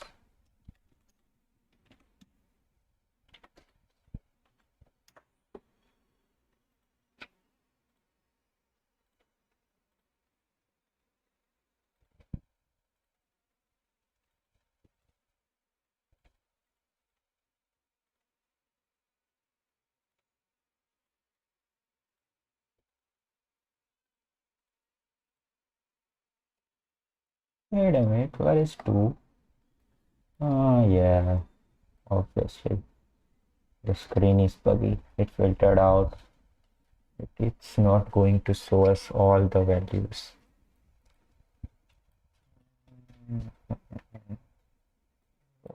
What is it doing? So let's not print new lines. Let's have a space in between, right?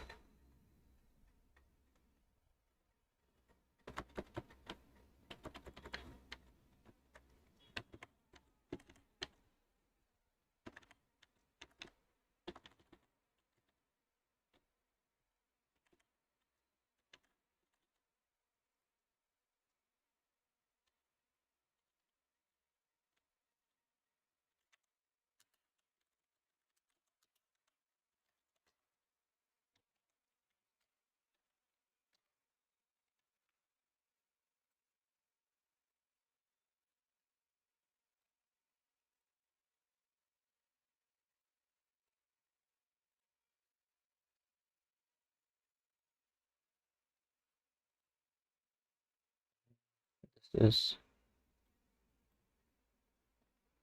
but wait a minute. Oh, I see. So this 2 is just for this one. But after that, I'm getting 840200. Yeah, so the first value is shifted x. So initially, sum is added because shifted x value is changed to 4. Okay, because it was 2. It's good. But the value of filter is 2. Huh. Yeah, it is 2.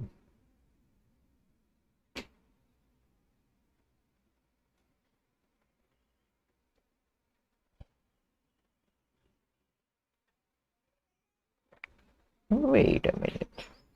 How does it become 0? It was 4, then it becomes 8. Shouldn't it be 16 after that? Huh. This is weird.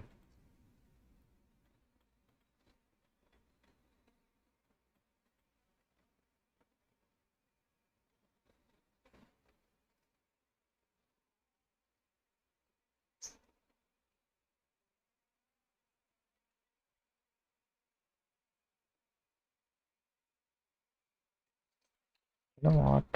Let's also print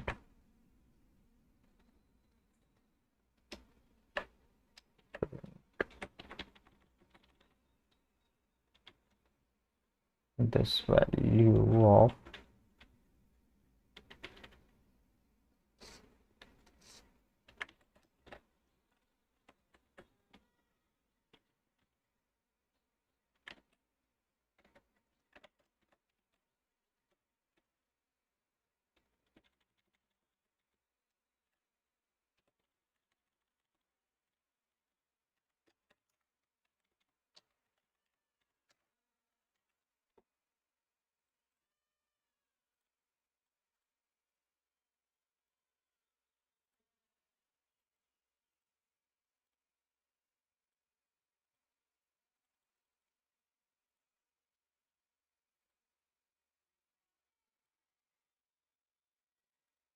Ooh, what?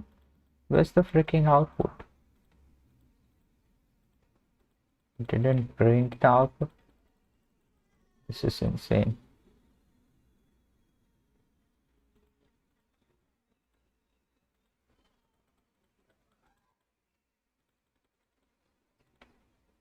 Did I not load the test script?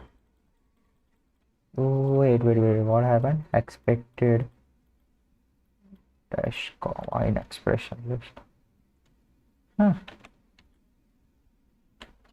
What did I do? Oh, yeah.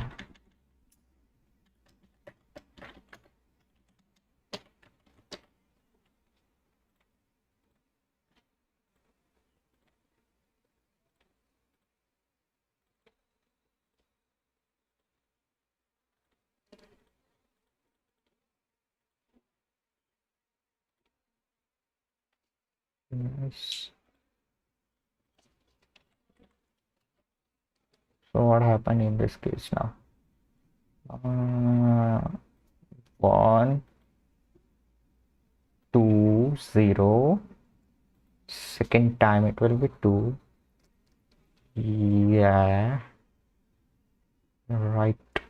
And 0, 0, 4, 0, 0, 32, 64. Of course, this is happening. It doesn't give us the bit value, right? That was what I was hoping for. So yeah, we can take advantage of this. Instead of equal to, let's check for not equal to. What's the operator for not equal to? In the check language.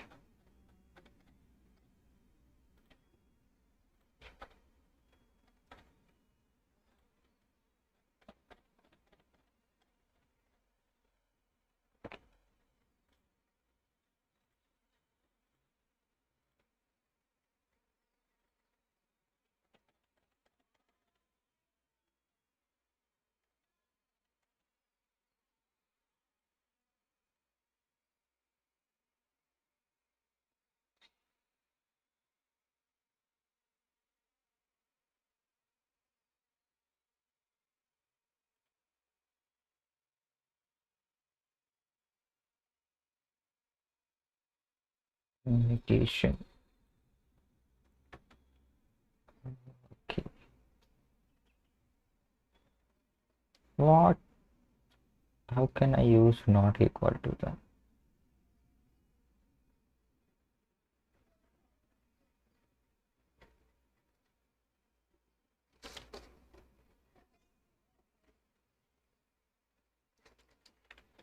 Okay, I can check for equal to 0.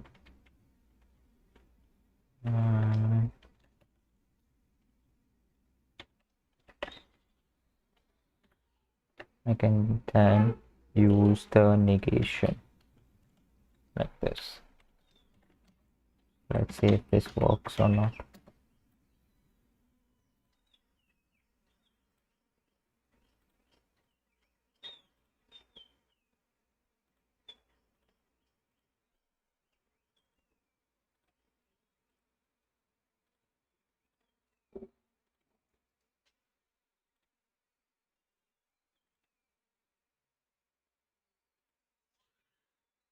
Oh yeah, we are getting 6 as the output, but wait, we're not getting the correct output here. So what's the issue? Let me check.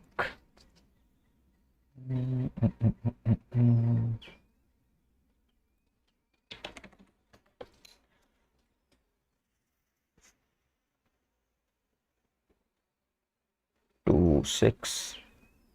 Why does it get changed to 0 here?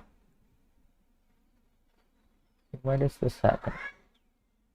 Oh yeah, it is not sum, it is this value.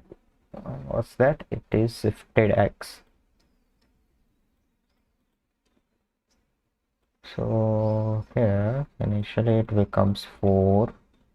In the second iteration it becomes 8, and then the third iteration it becomes 0. Why does it become 0?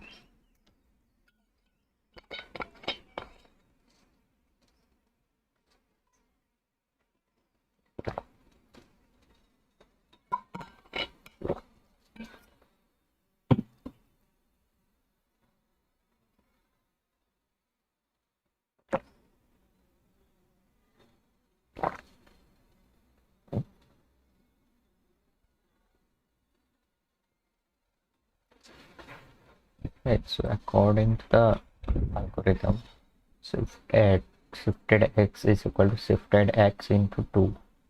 I mean, we add it twice, so that's what we are doing here. But why is it printing 0? Ooh, I don't get it. Why am I getting 0 here? Wait, but in this case, for 4,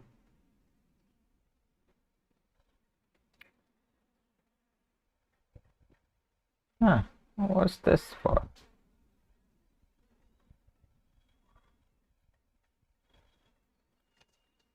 Let me write some statements here as well.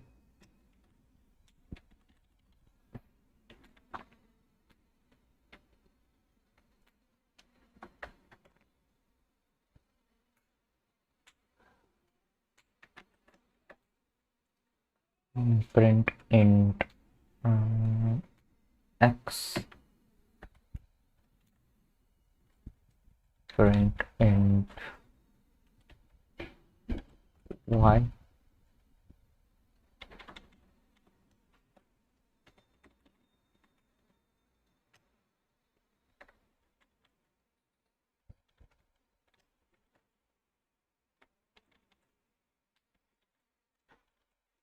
x,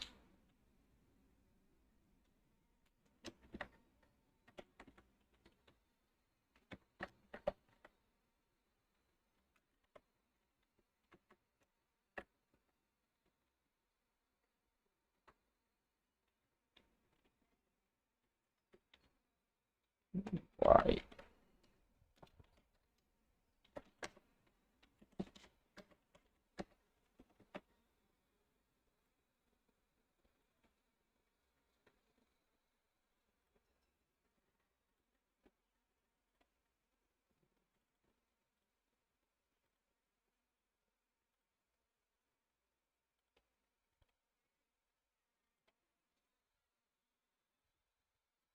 Oops. So for x is equal to y is equal to 31. So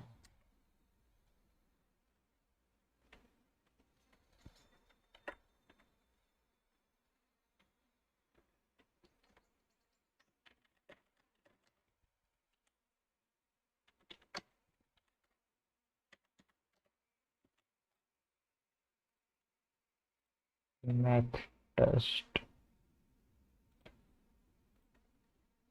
math test.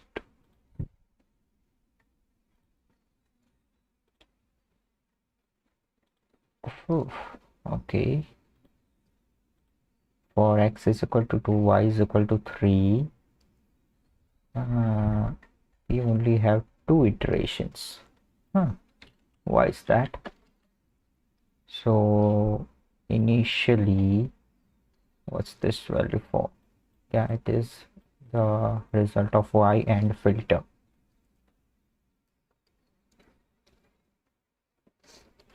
Yeah, so what is y and filter here?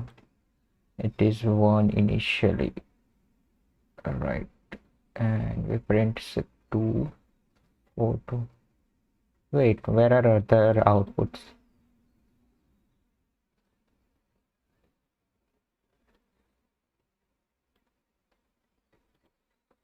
I think this is printing it out of order, not getting the correct output on the screen. Let me try to run it again. It is very much buggy.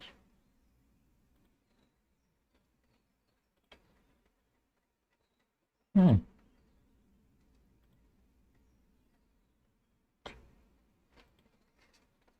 know what? Let me just write what this is so that we don't get confused. Shift. This is filter.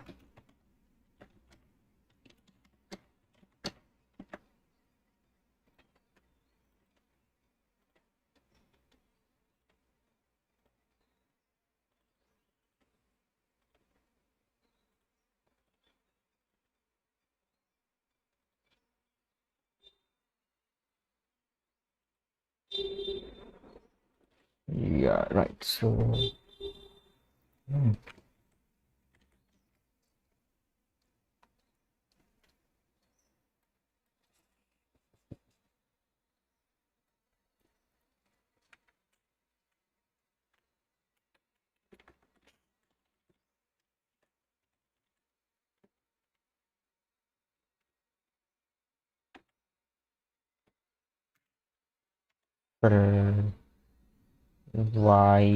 YAF.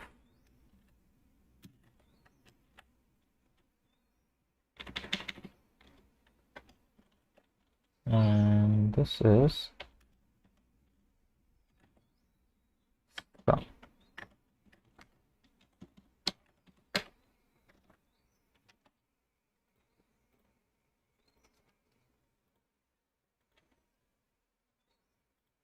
Oh, come on, screen, please. Yeah, so it is much better now. So let's see, when x is equal to 2, y is equal to 3, for the first loop, AF will be 1, right? In that case, sum will become 2, right? And sh is 4, sh is shifted x, okay.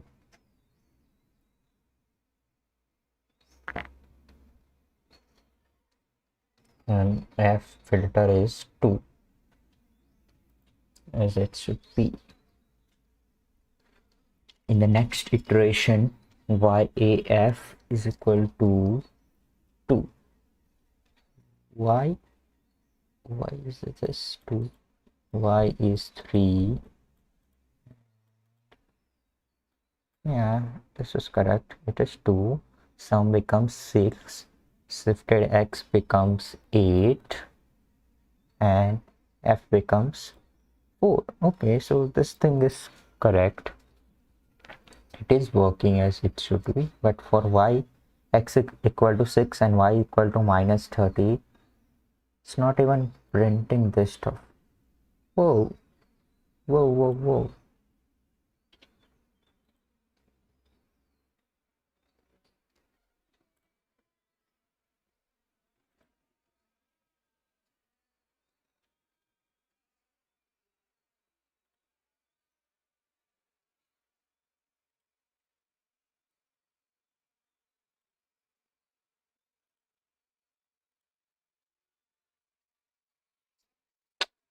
Right, so what's this happening here? Yeah, I mean, it is printing x and y, but it's not going inside this loop because filter is, oh, because y is negative. This logic doesn't work for negative numbers. Oof. What am I going to do now?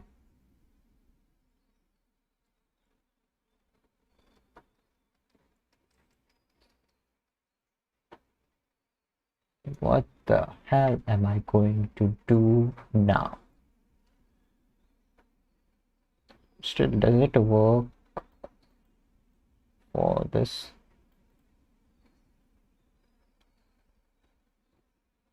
And still, this filter will work. Like, this condition won't work, but this filter will still work, I think.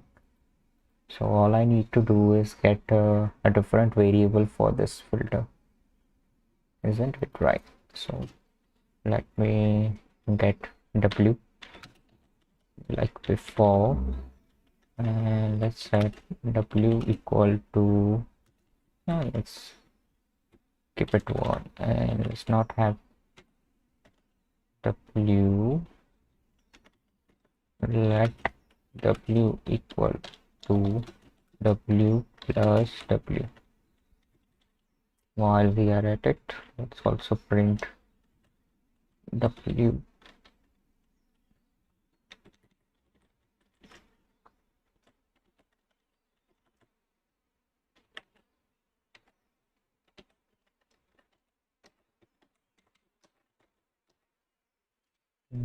Let's get the new program. Oh, come on. Why do I have to press on it again and again? Screwing. Let's get the output. Yes, please. Okay. It doesn't get inside this loop. Why is that? I mean, W is 1, right? So it should get inside this loop for this thing. Why doesn't not? W is, it's because shish.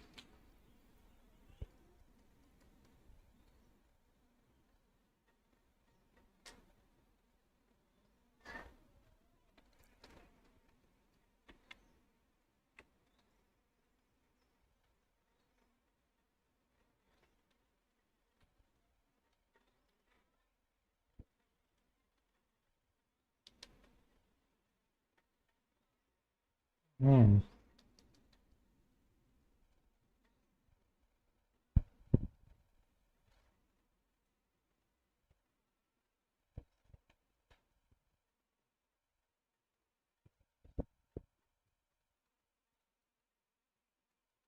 The representation of minus negative number. Yeah, so I can't use this less than logic.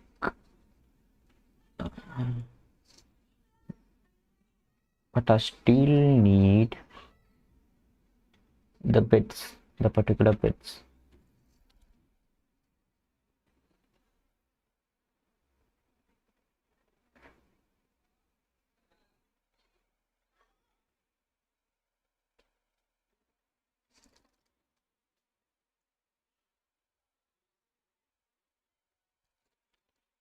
Check something.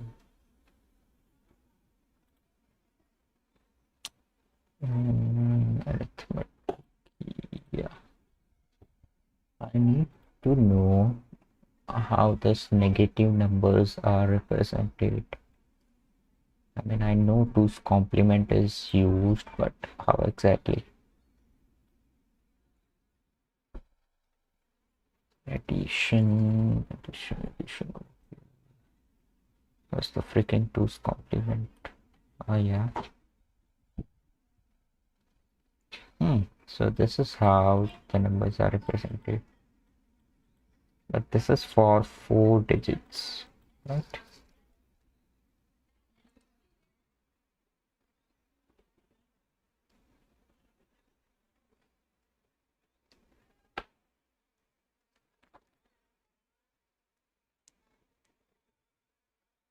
One, two, four, 8.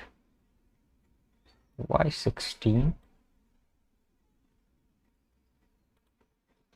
2 raised to n minus x. So where n is the number of bits available, right? So in this case we have 4. So 2 are 4, 4 that's 16.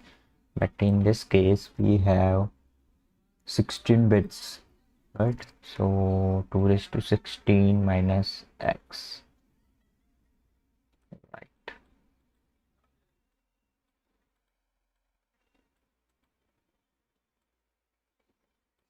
So if the number is negative, we know for sure that there are, oh wait a minute, I mean in this slide somewhere it was mentioned that we can handle the negative numbers as well using the same algorithm.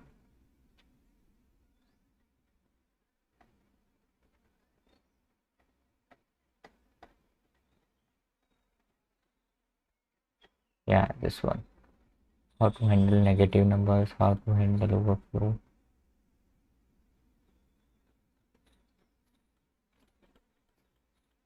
The algorithm works as is handling overflow, always returns the correct answer.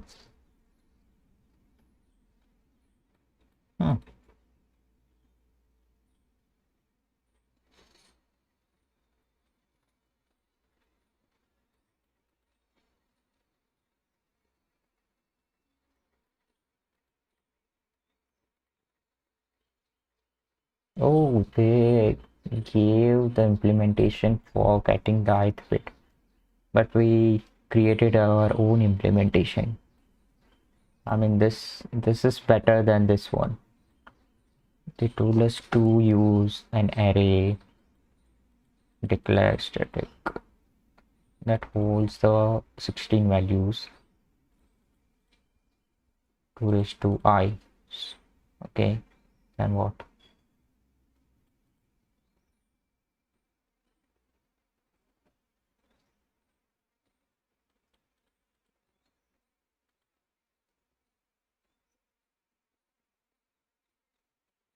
Hmm, 2 to the I. What's that?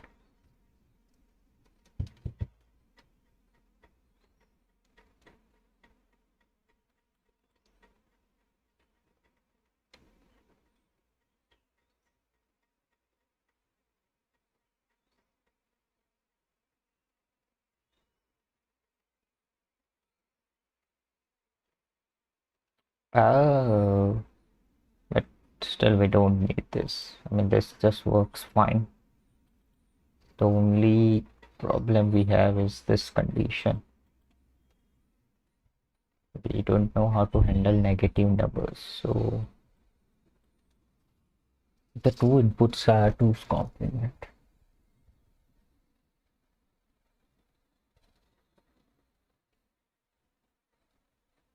I mean, if it is 2's complement, then we know for sure that the number of bits are 16 bits long for sure, because that's how the negative numbers are represented, right?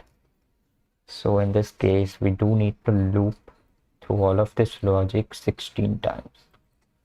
But how do I check? How do we check now if the number is hmm.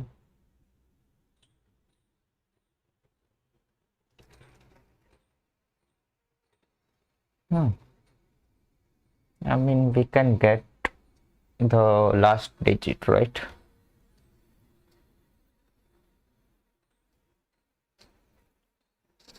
Just like we can use this logic and get the 16th bit,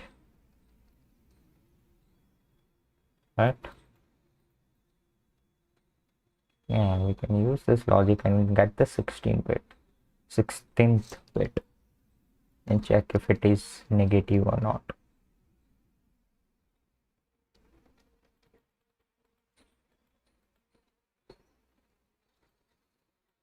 So let's do that.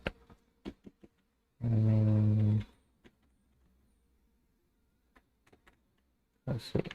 Let's call it 16th bit. Now we need to get it. Let xts. How do we obtain it? Y and 16th bit. So 2 raised to 16. How much is 2 raised to 16? 2 raised to 16.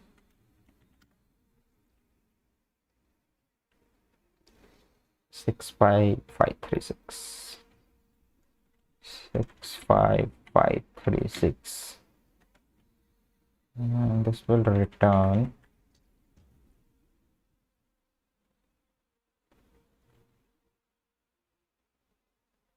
either 0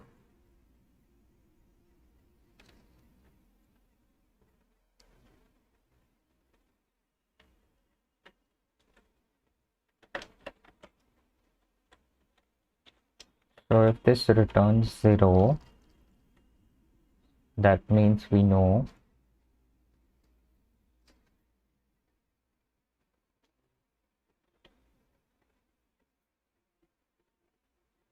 that there is no 16th bit, right? Wait, I'm confused.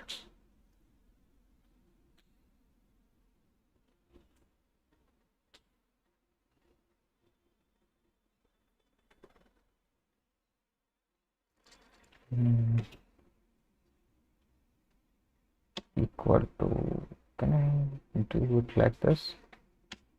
I think we can. Equal to 0.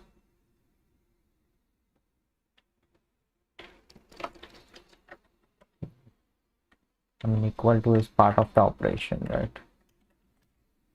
It's an operator, isn't it? We need to check grammar. What's the grammar syntax analysis?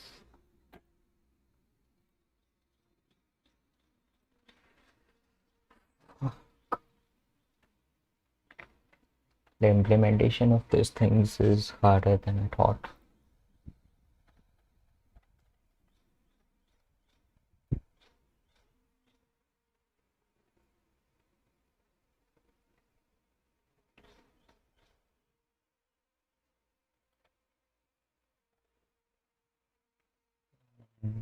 Op, yeah, so op can be equal to, yeah, it can be equal to, so this will work. Equal to, so this will return true if it is equal to 0. So let's invert, and now what we can do is, if not here, yeah, and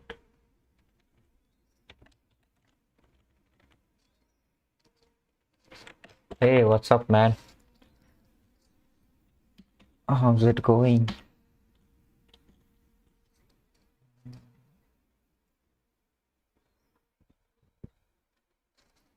Wait a minute. And right, no, but yeah, I know, I saw it afterwards. Which coke? Which coke are you talking about?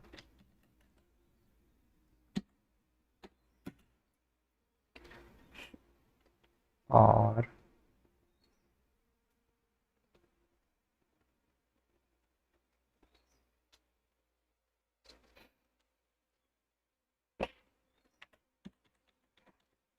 okay, okay, I believe you.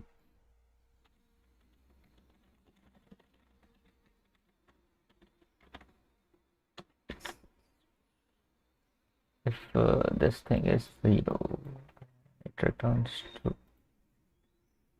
Right.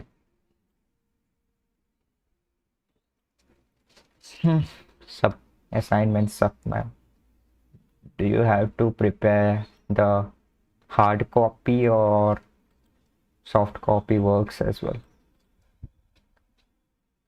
And while you answer that, let me go. I need to pee. I'll be back.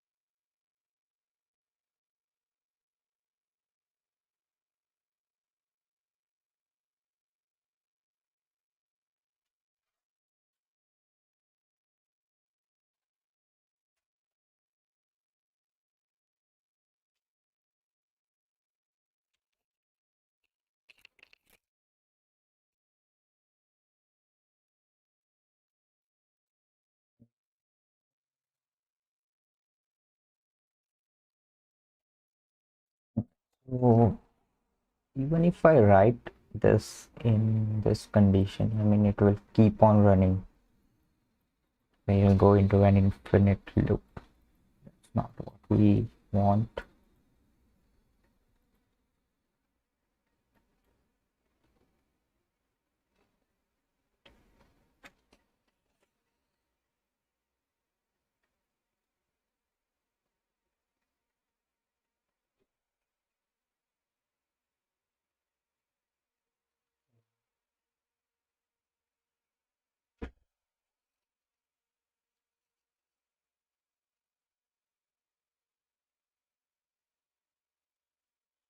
See,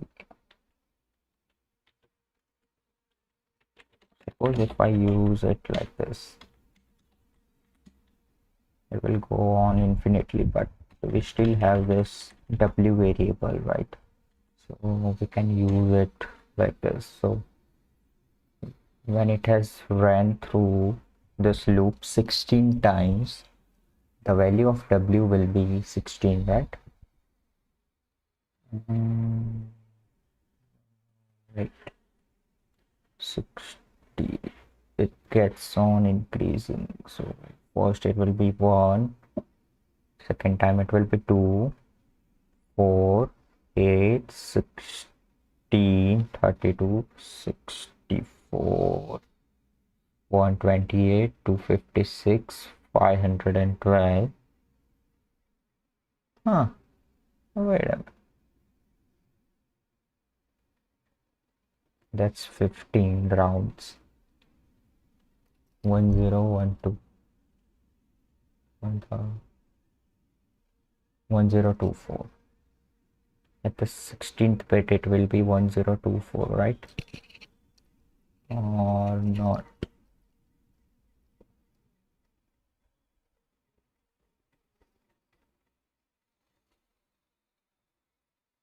Wait a minute.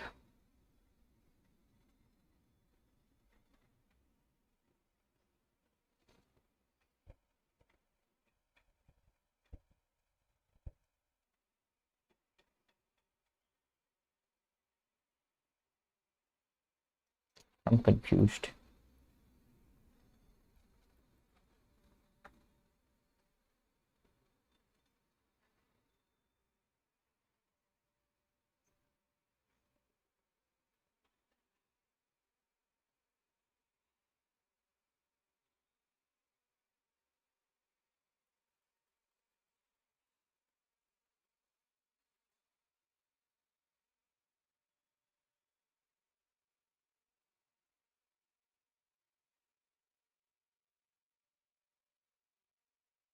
So yeah, this case,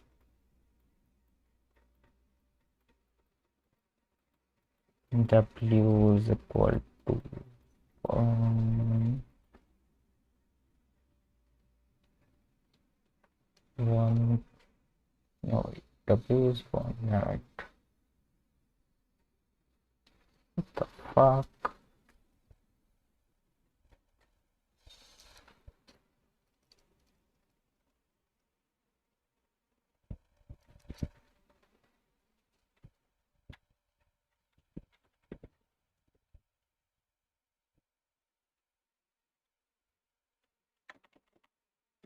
If w equal to 512,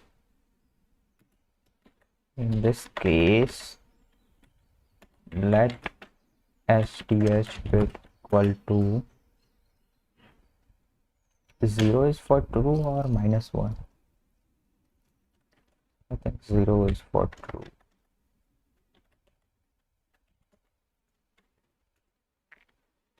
Okay, so let's see what happens in this case.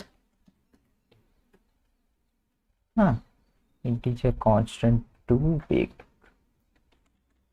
Line number 33.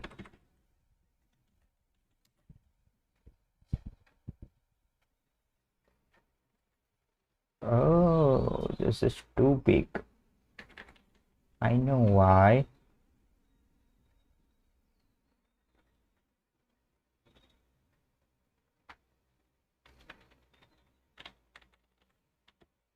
This should be 5.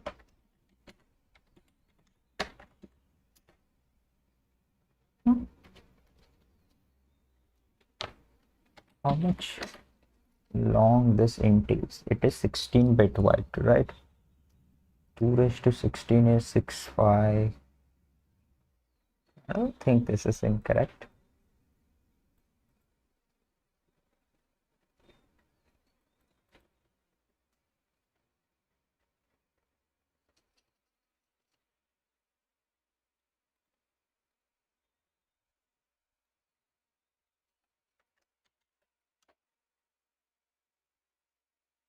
Hmm.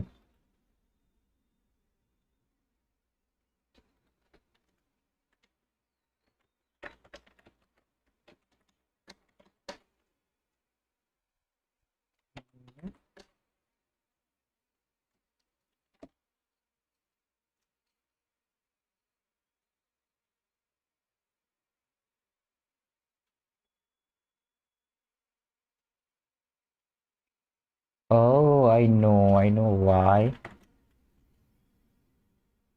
I know why. So, see,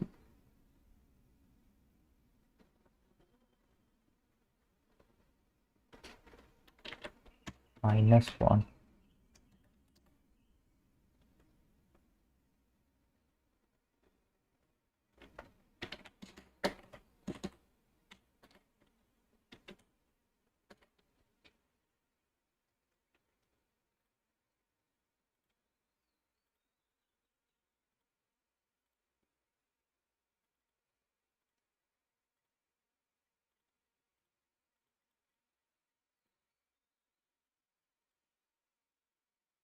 Ooh, what happened?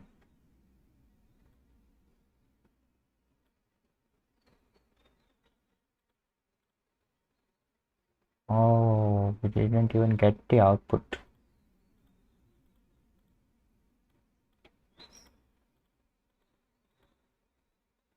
We messed up something.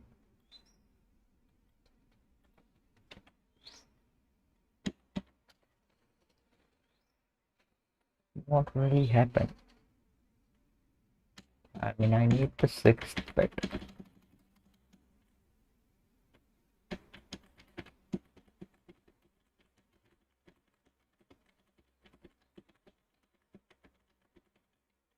Oh, I know why.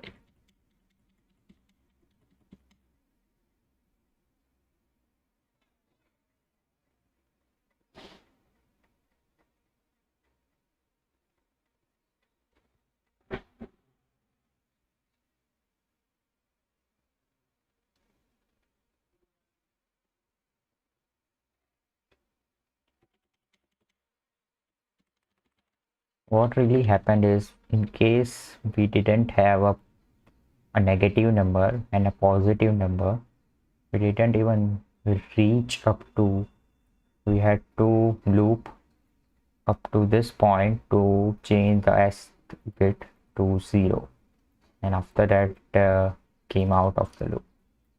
So this logic won't work, so we need to figure out which one is last bit.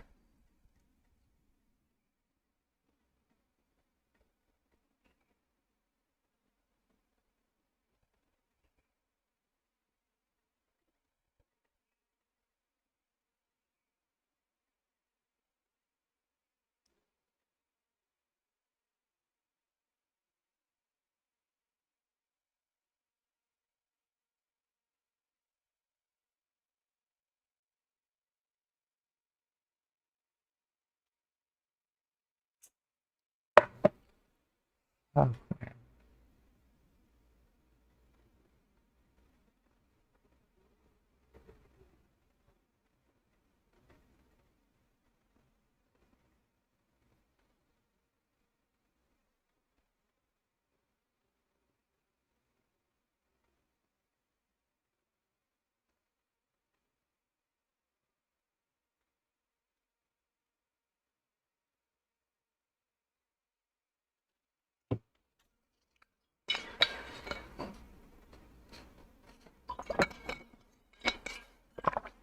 Okay, let's say if I implement the logic according to this thing, bit I, where it returns the bit value.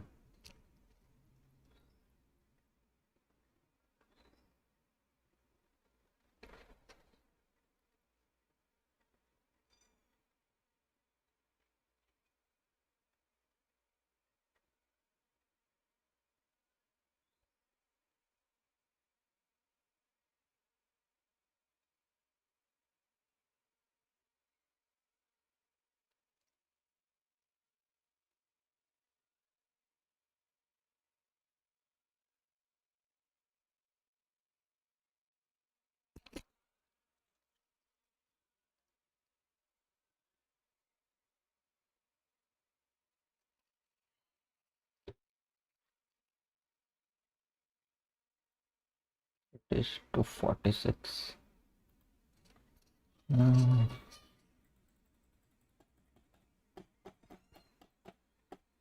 What do I need to do?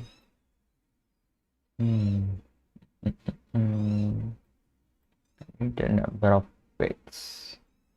In case of negative numbers, the number of bits will be 16 in case y is negative. But if it is positive,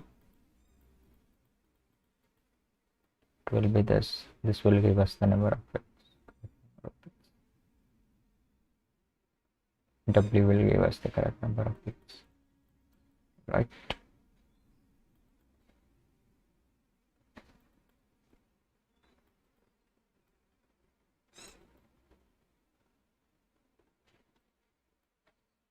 Wait a minute.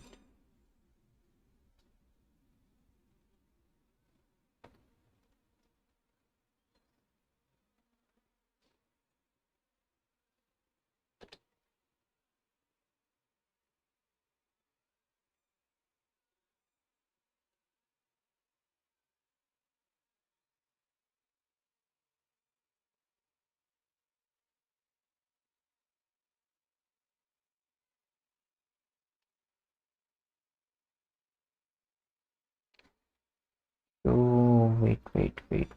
According to this slide,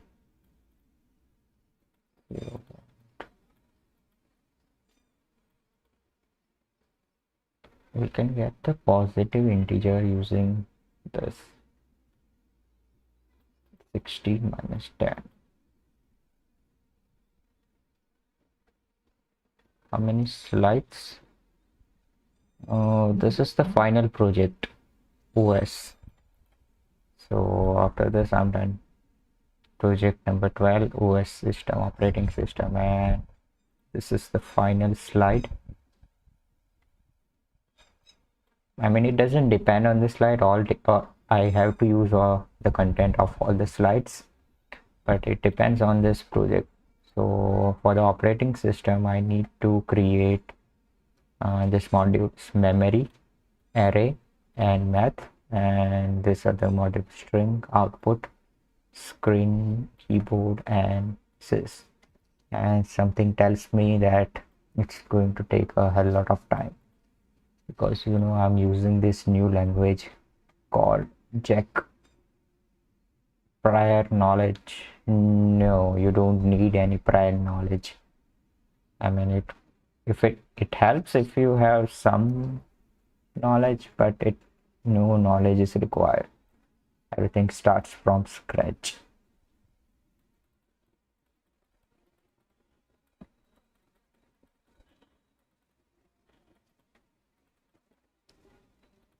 Yeah, I mean, this is the best course that you can do, because I'm of the opinion now that doing this course is better than doing 4 years of computer science. I mean, even after doing computer science, people don't get this thing, like how a computer works from the first principles. And after doing this course, you can get a pretty good understanding of how it works. So this is much more better than doing computer science. Yeah, sure, I can assist. I mean, I would love to help people. So there's this another streamer on Twitch who is also doing this course, Nand2Tetris, and this is in the beginning of stages. He's doing part one, so I was helping her too, and it helps me as well because I can review the course material again, and it solidifies the concept in my mind.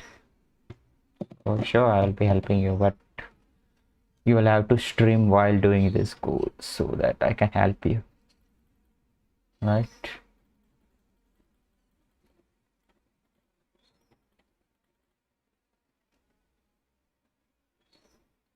I mean, and it won't help you directly like famous course. Uh, you mean that famous course? I mean, are you talking in general that if this one is famous or not?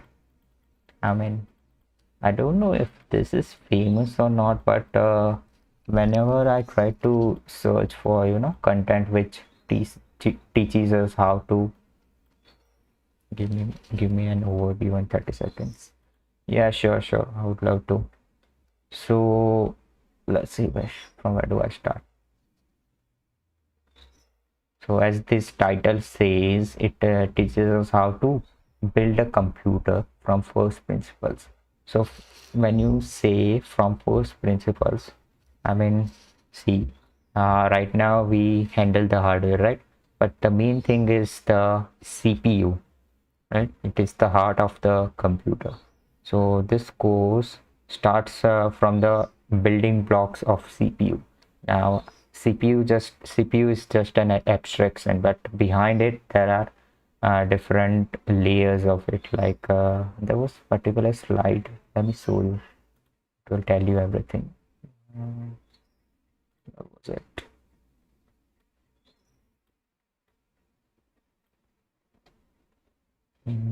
This is just a part of it.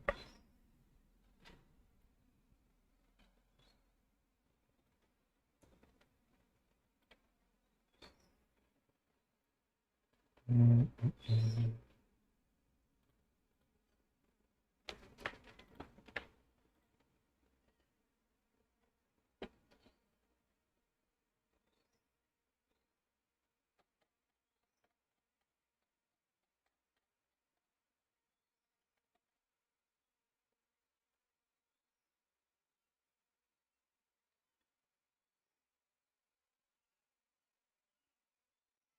it's the figure.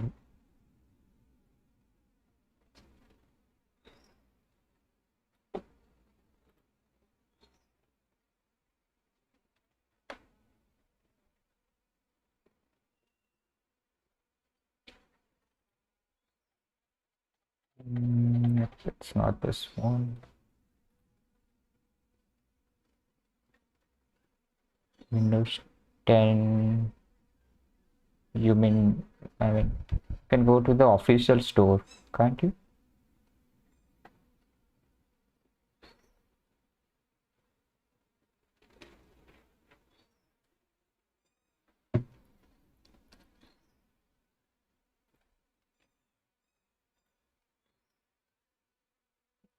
Yeah, right. I mean, I have never tried to buy Windows 10 key,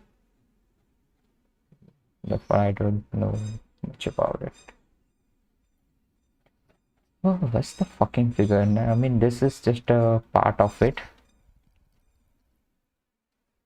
So let's see. I mean, we can work with this one as well. So when we create a program like a Python program, what actually happens here? So it get converted down to the machine language, right? So this machine language is also, I mean, after that it gets converted into ones and zeros, and these ones and zeros are passed to this hex CPU. I mean, Python throughput. What language Python throughput? What do you mean by that?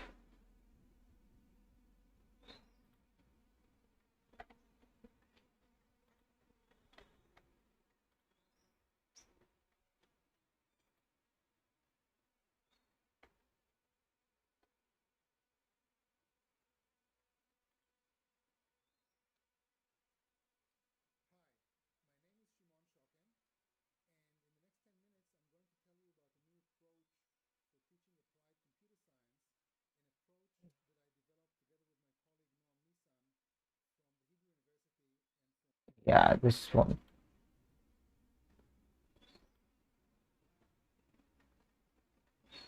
Language program is Python. I'm not getting what I say. So yeah, so see, at the base of it there are logic gates, and from logic gates different chips are made. I mean, you might know about AND gate and OR gate and all of that, right? So using those, using the Boolean logic, using the Boolean logic of those gates, we can create the complicated programs like, you know, chess program and all of the programs. All you need is just this gate, and from these gates,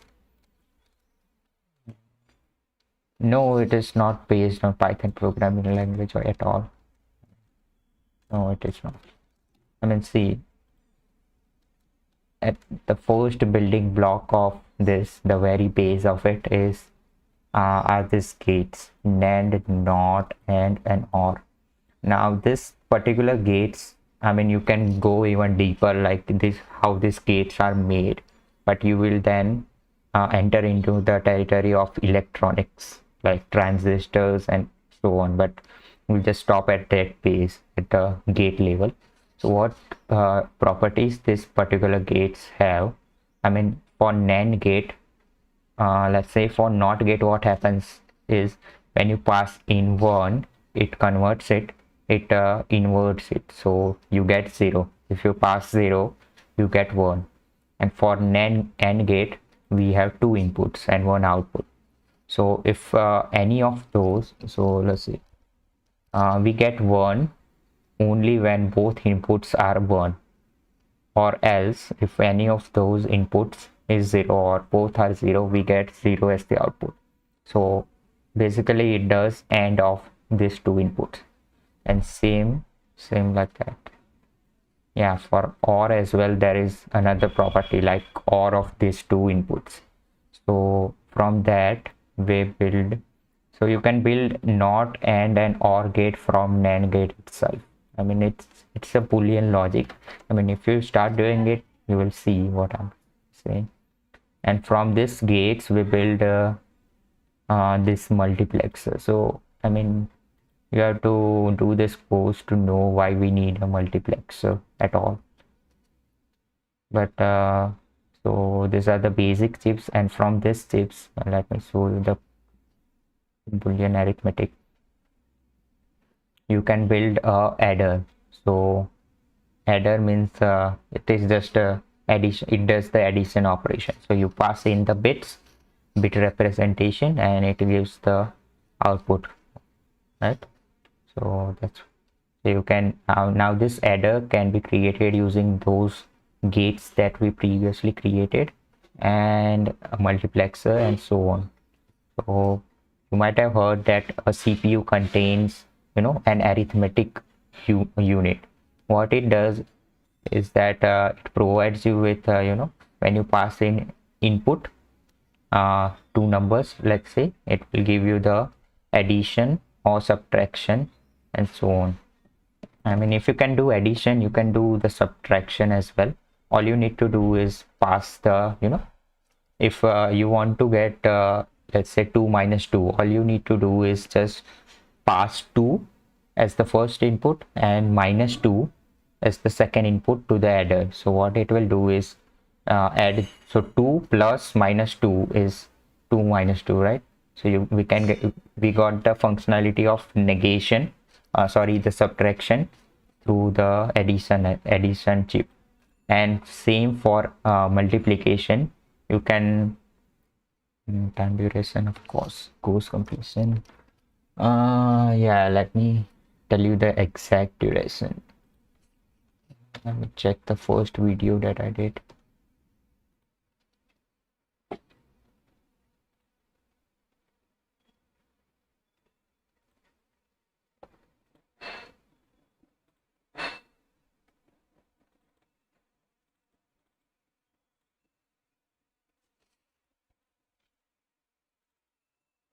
Hmm, 2021 131. Yeah, so in the January 31st January I started this course. So this is the first project. Maybe I started mid-January, but after on the 31st January I started doing the projects and started recording. So this was the first ever gate, right? So it's been, I guess, 4 months. I mean, and it could take you less than 4 months as well, but there were some weeks where I didn't touch this course. So maybe you can complete it within 2 months as well. I don't know, maybe it depends upon you. So yeah, so I was saying that once you have created adder, you basically have a subtractor as well and a multiplicator. I mean, it's just a matter of doing, different calculation. Once you have adder, you have the functionality of the subtractor, multiplicator and division. What things you grasp? I mean, it's right here. I mean, I got the, you know, fun. How can I say it? I mean, I know intuitively as well as technically how a computer works right from this keys. Like when I press, this button, what exactly it does. Like what exactly it does in Unix, not that, but what it does in the lowest level. So when I click a button here, like in this UI part, it probably, let's say what it does. It takes it keep tracks of this cursor. So right now cursor is at this point, right, in the UI. So it might be tracking the position of this cursor, and when I click this mouse button, left click, what it does is it takes this input from this mouse, and there are different drivers for this different peripherals like mouse and keyboard. It detects that there's been a mouse click, left click, and it checks where this cursor is, the arrow is, and if it is at a the UI element that can be clicked, it checks. So I mean, there are different layers of this OS as well. So we are right now interacting with a window manager. This can be called a UI window manager. Below that, I mean, there are other part one. Yeah, it was definitely easy and not easy as well. I mean, I don't know, because it starts, if you think about it, the way that starts from the very base, so you don't need anything else, any other prerequisite. So in that way it is easy, but you might not be, how can I put it, might not be comfortable with working with the lowest part, because in the part one of this course you will be working with the assembly language. Like first you will be working with the ones and zeros, after that you will be working with assembly language, and after that you will climb the ladder like that. But usually at the end you will be working with the higher language like this one, Jack language. So in that terms it is harder, but it won't be harder if you understand everything, because everything will be explained from the first principle. So if you keep track of the things which are being explained, it won't be difficult at all. I mean, to understand machine language will be harder, but it won't be harder if you keep your focus. Yeah, right. So in the part 2 itself, project 2 itself, we build this ALU, which is logical unit. And see, in the part 3 we'll learn about how a RAM works, like how you can design a RAM from a register and so on.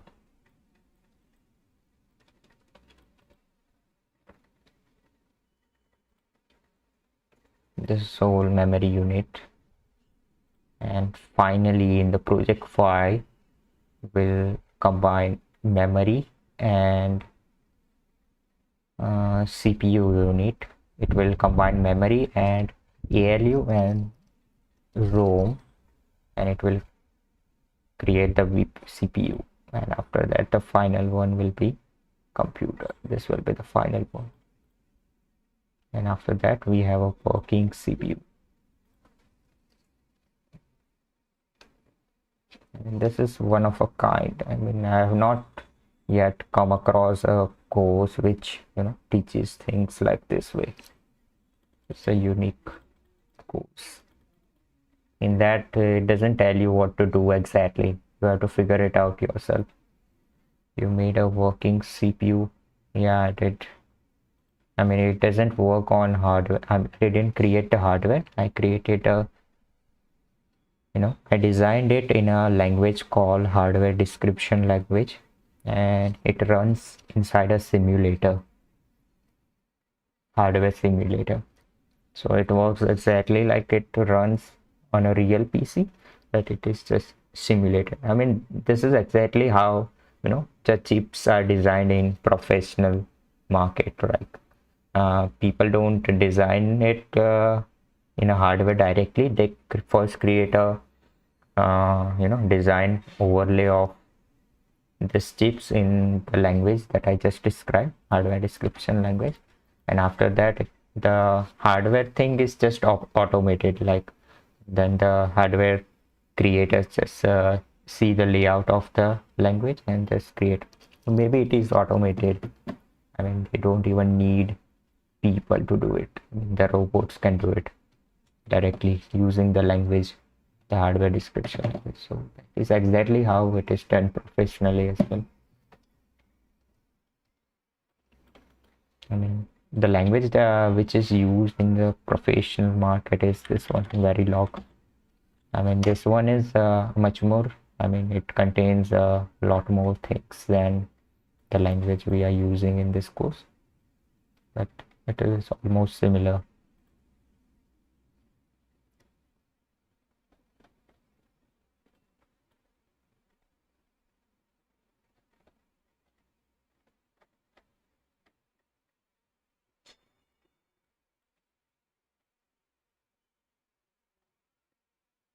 Chip design.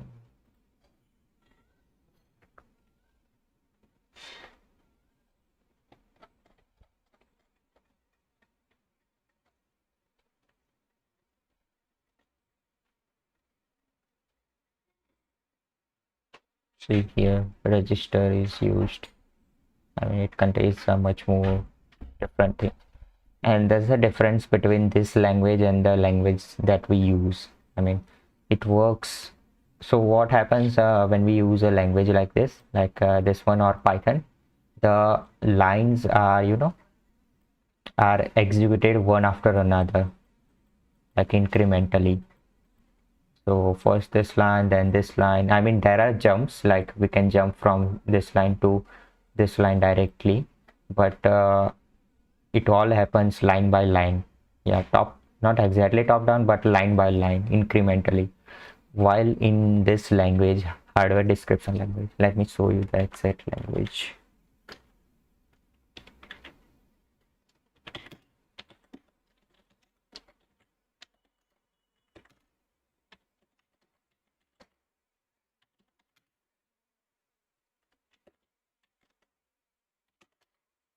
So this is how. So what this lines won't be executed one by one, like this one first, this one second, and this one third. So it will be just, all of this will be executed in just one go, right? It won't be done incrementally. I mean, if you think about it in terms of hardware, you will realize, I mean, it goes like this. It flows in the hardware in a different way. So you have to wrap your mind around that a bit. But once you do this course, you will understand it, like how exactly it is done. I mean, it's not that much different, but I mean, yeah, the intuition is a bit different.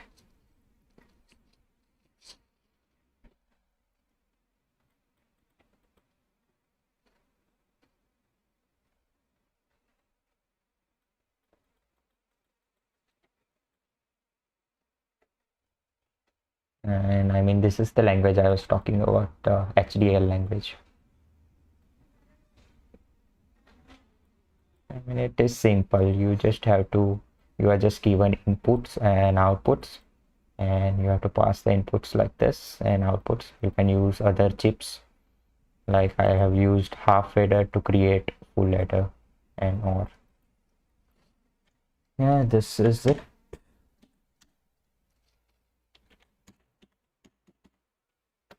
I mean, I'm glad I did this course. This is the best time investment.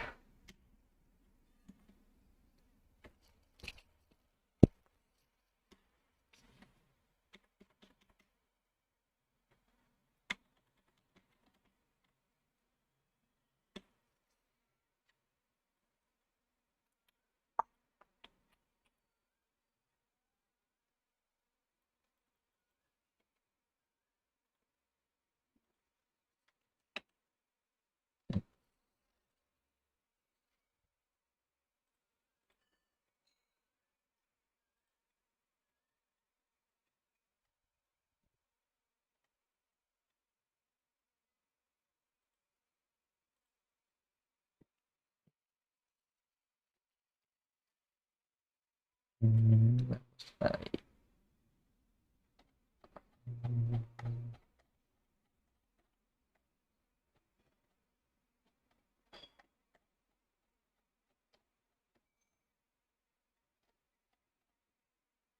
So if I implement a function like this, which returns the ith bit value, all I need to do is pass the integer and the I. Let's say that create an array. Why should I create an array that holds 16 values? Okay, 2 raised to I.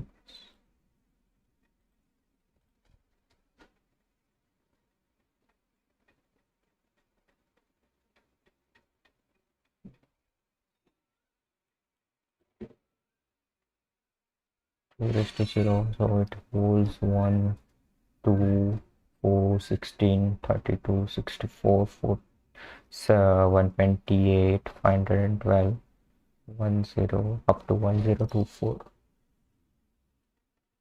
Alright, so let's start from 1, 2, 4, 8, 16, 32, 64, 128, 256, 512. That's 15 and 1024, 16 values. Hmm. What does it do?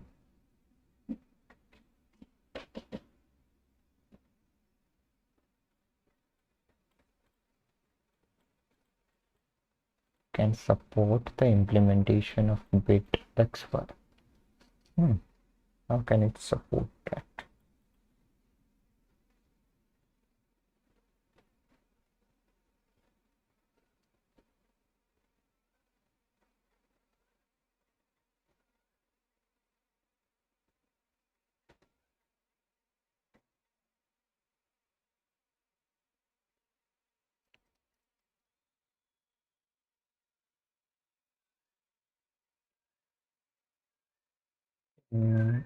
Yeah, I mean, if I pass 8 and no, wait.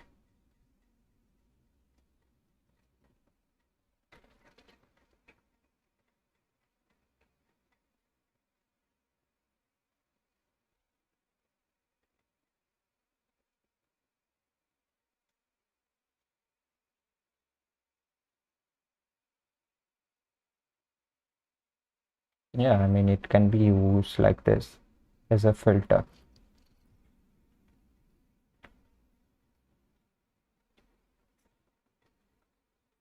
So let me do it as they say. In the init function,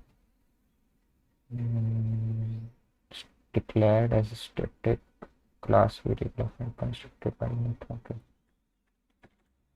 So we need a static variable, static array to do the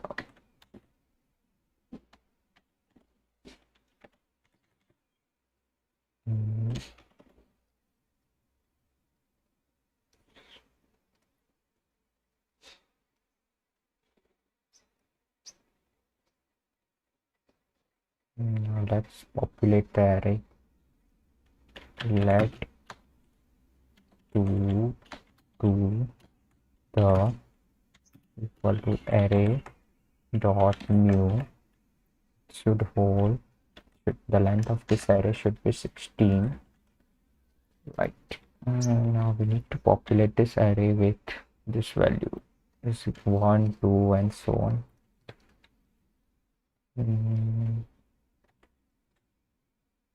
And copy the same code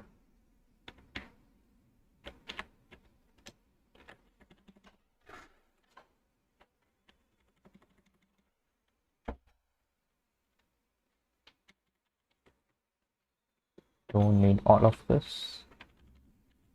Not sum shifted x.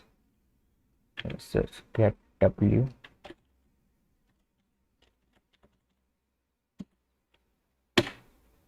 W starts from 1 while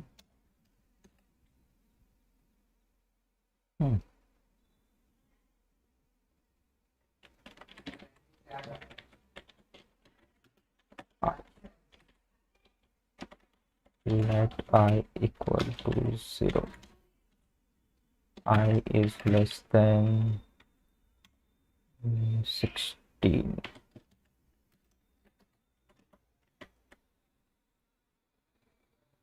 Okay, to the I equal to w.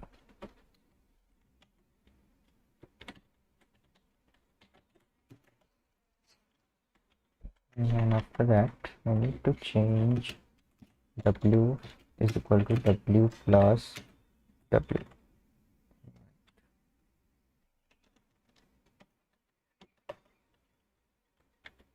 So after this, we will have the value.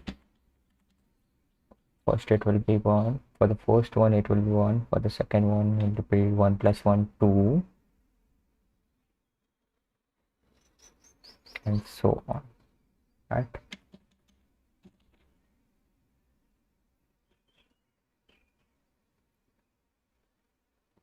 Okay, now let's create this function.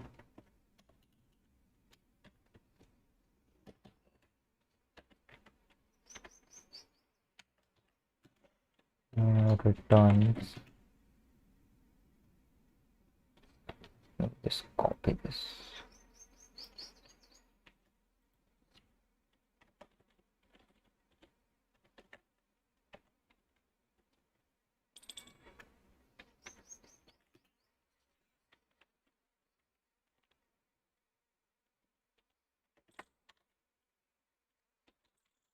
Function boolean.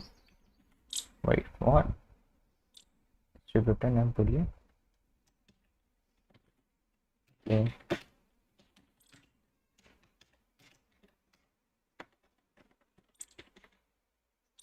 Let's see what should be the logic. Y and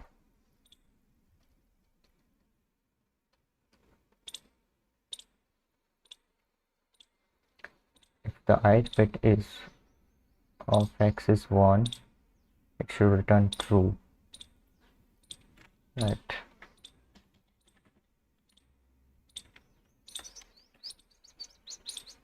Mm,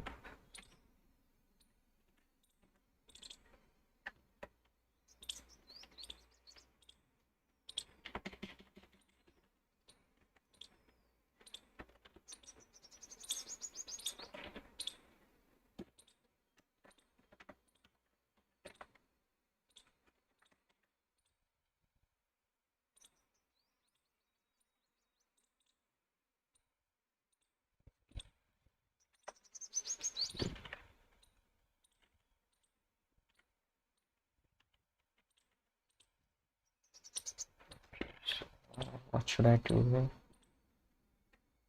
Return this value? Should I return this value?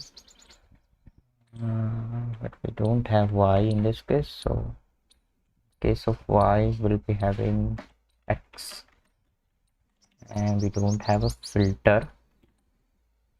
What we have is the to this array and pass I.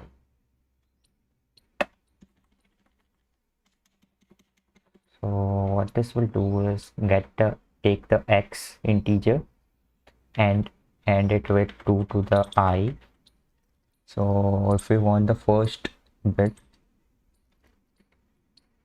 ith bit, yeah, 0th bit, so 0 will return 1.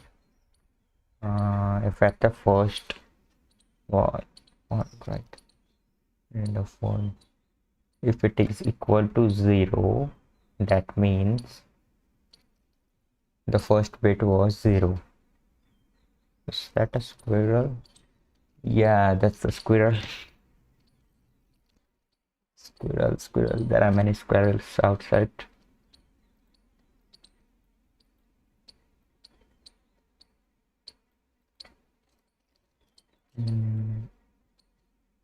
X and 2.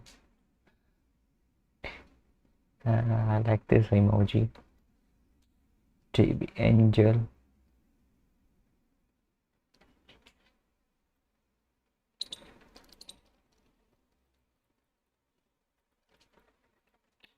X and yeah, so if it is 0, that means we should return false.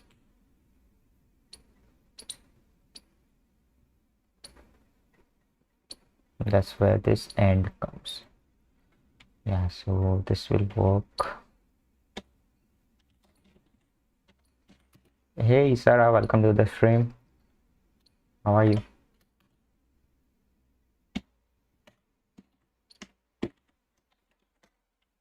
Return equal to 0. I'm fine.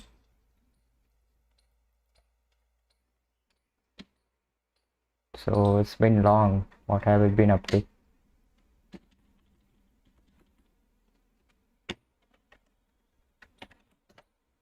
I'm up for another round of lower and high. Netflix. Oh, so what are you watching these days? Yeah.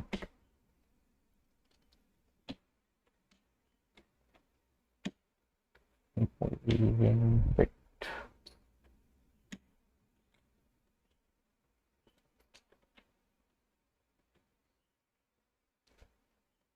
Invincible. Oh, what's that?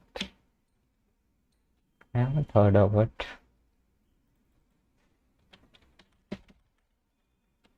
This one, animated series was. Yeah, sure. Oh yeah, the animated series, Invincible. Superheroes.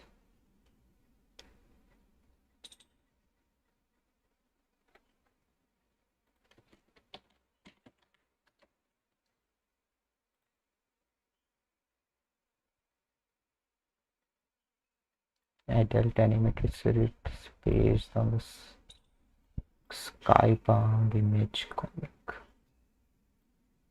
Oh, how is it? I have not really watched any animated series like this one. Superhero animated series. This is very weak. Oh, I mean, yeah, this one-liners never do the benefit, or what does it say? I don't know. Oh yeah, I have been watching one animated series as well. That one, I think you might have seen it. BoJack Horseman. It's a good one as well.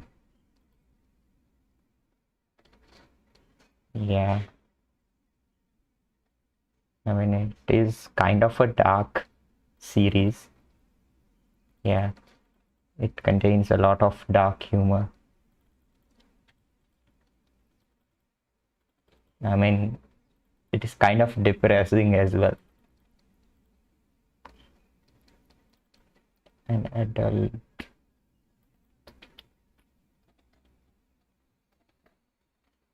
Yeah, but I like the sarcasm of that horseman, although it is depressing. Especially the last season. Oh, I have not watched the last season yet. I mean, I'm still on the first season. I've not completed the first season as well. And I'm also watching Silicon Valley for the second time. I like it a lot.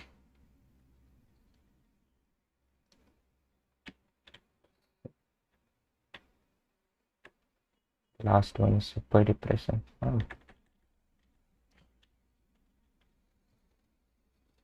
you haven't watched it yet? That's a nice one. Yeah, sure. I'll see you then. Bye bye.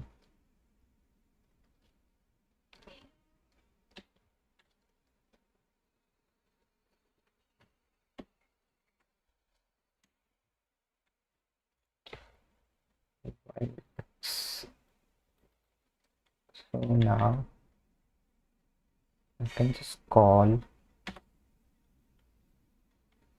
Math.fit.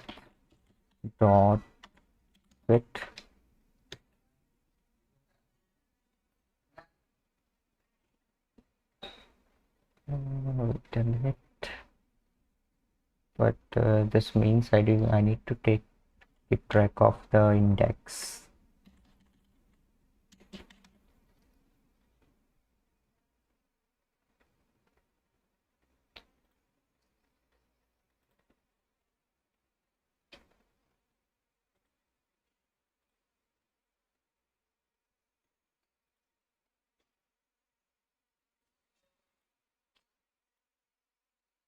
X and I. Yeah, right. So the first value will be I, but now I need to keep track of the indexes. Uh,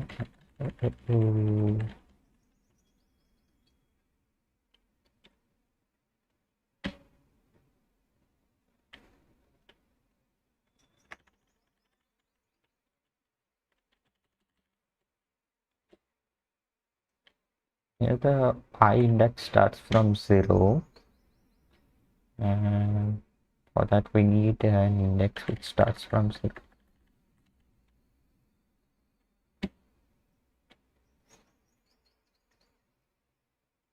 But first of all, I need to figure out the logic for this.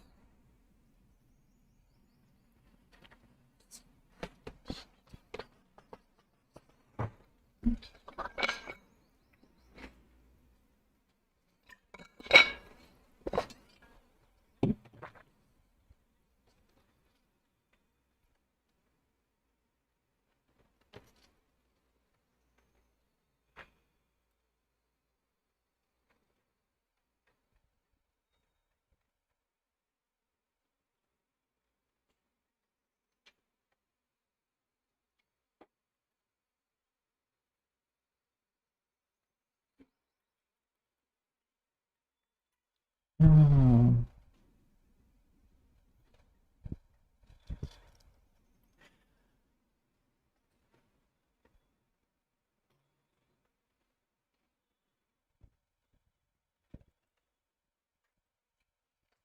Yeah, I can use filter start from 1.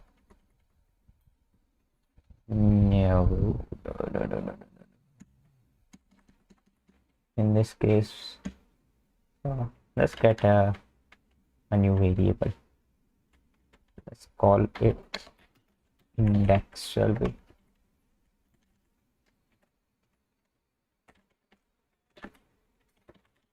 Index starts from 0, right? So what we do here is after this we'll pass index plus 1.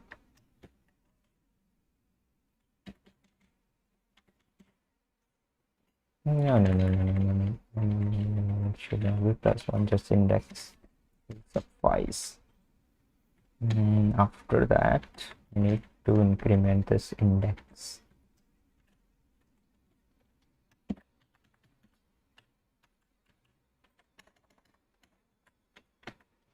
Change this to index. Whoops.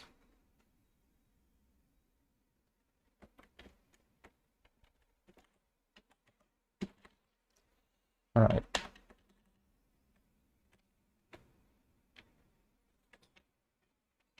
So now it should return true or false. Let's see if this works or not.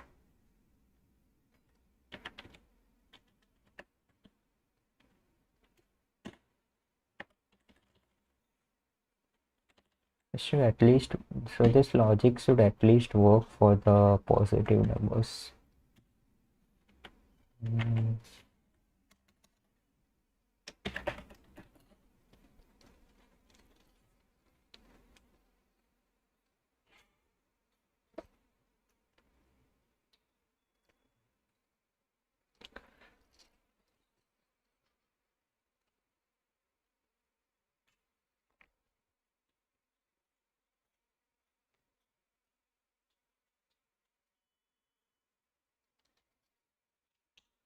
Oh, no.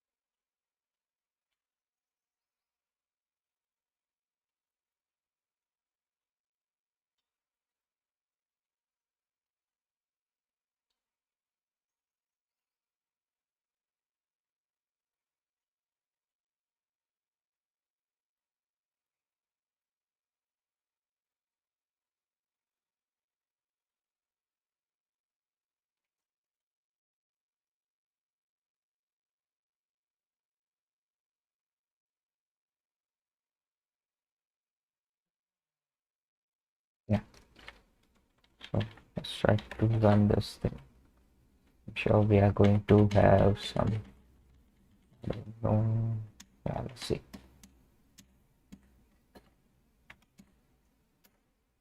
Whoops. Expected at line 19.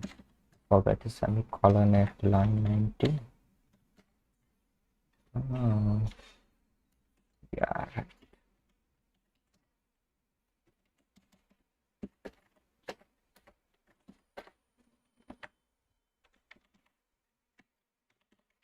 It's the clicking emulator. Test. Yes, please. Test. Give me the freaking output. Oh, where's the output?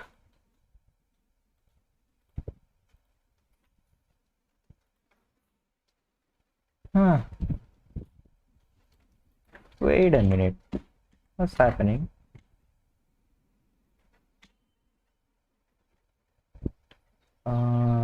Is it not even getting inside the loop? Whoa, where's the output? Screen, compare. Huh, where is my output, man?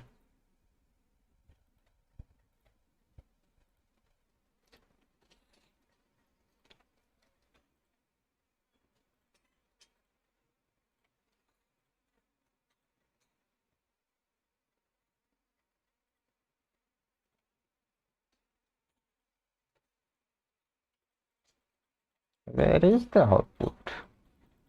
Where are the log messages? Huh, what's happening?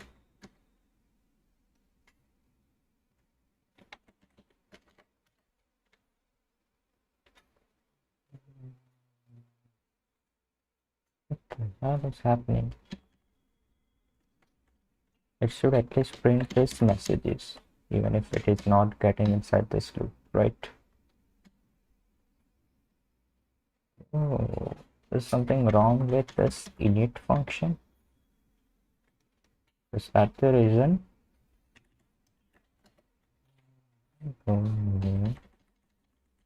Maybe there's a problem with this bit function. So let's see if this is even getting called or not. Output print string bit call. Bit call, bit call. Oops. Expected a do. Disappointing it. Ah, yeah. Not foo, do.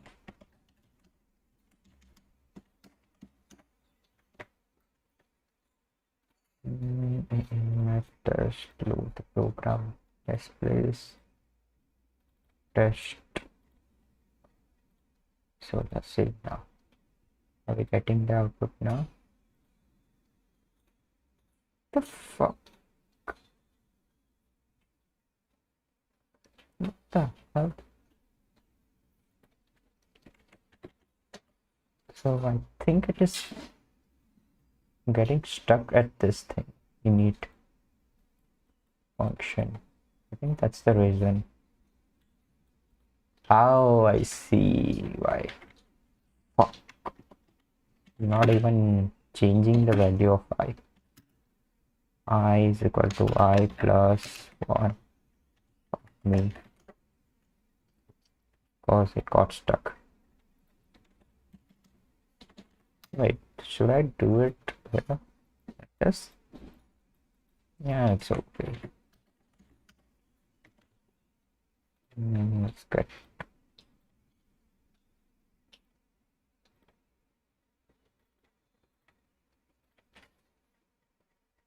Now we're going to have the output. For sure. For fucking sure. Yep. We got the output. We got the output. And is it correct for.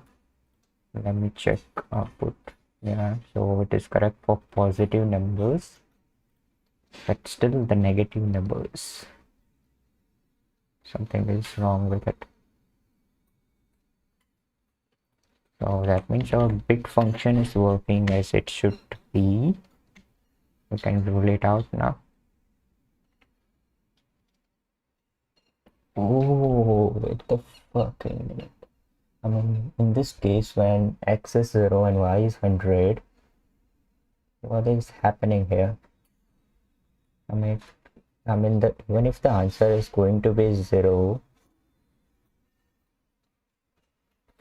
huh?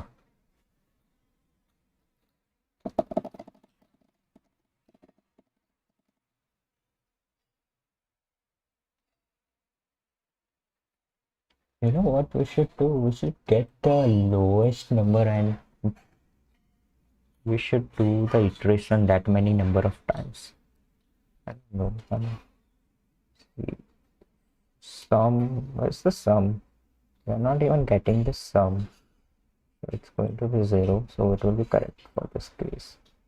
For 1001, it's not even getting inside the loop because y is 0. Right, so cool. Now all we need to do is, figure out the logic for negative numbers. And what logic? The logic for this, getting the number of bits.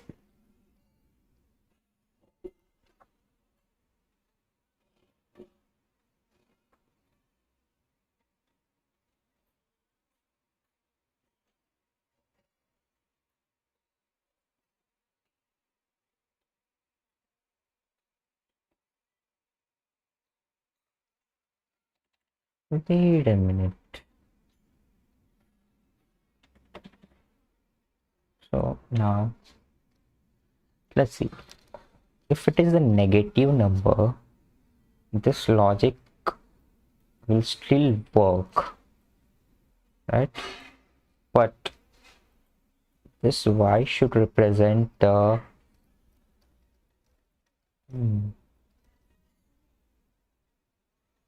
it should work.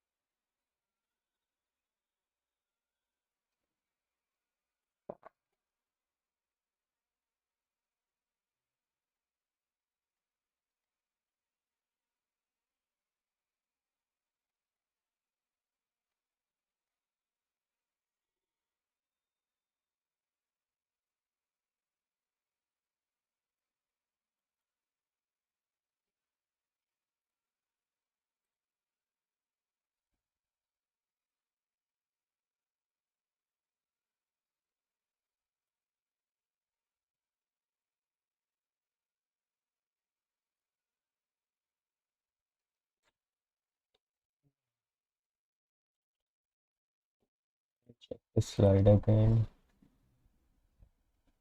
Not this one.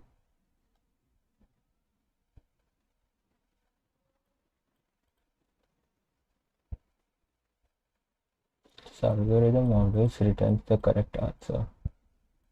Right, what's that? 2:6. Yeah, right. The inputs are 2's complement. The algorithm works fine. I mean, yeah, this algorithm works, but still, what should be the condition of this? Let me think about it. I need to get the number of bits of the y integer, right? So if it is positive, this logic that I have works. And what is the logic exactly here? XY value is 1. So instead of previous, so we have temp value is equal to 1. We just double it when we are inside the loop, and we first will check if this temp value is less than 1. So this will work for positive values, but it doesn't work for negative values, because on the first loop itself this condition will become false because temp won't be less than 1.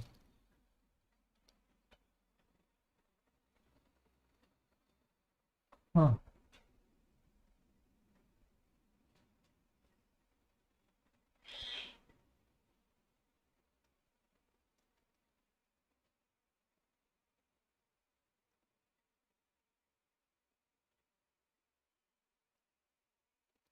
Why is that happening? So according to, let the bucket is, so according to this, up to 0 to 7.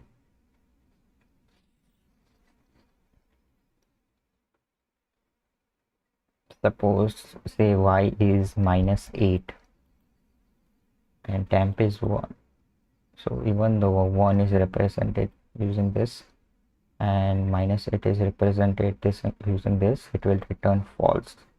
This it -8 is less than 1 in this case.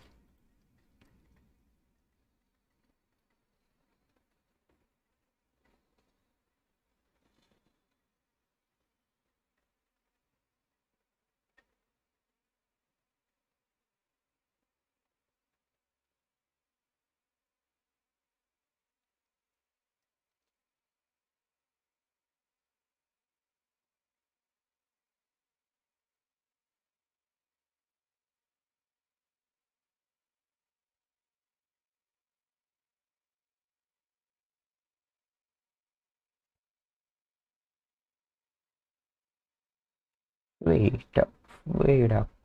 What if I get this value? 16 minus 8. If it is negative.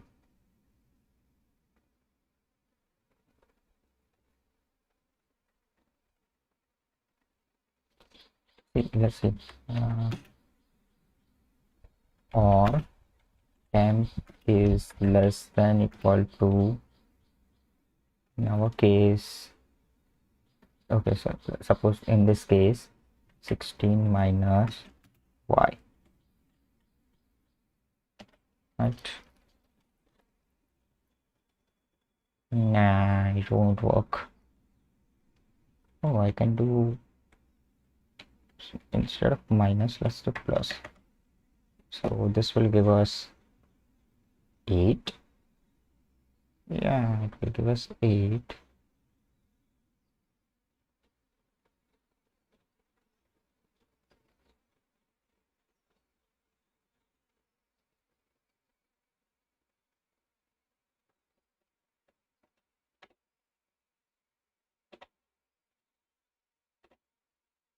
Does it work for positive numbers?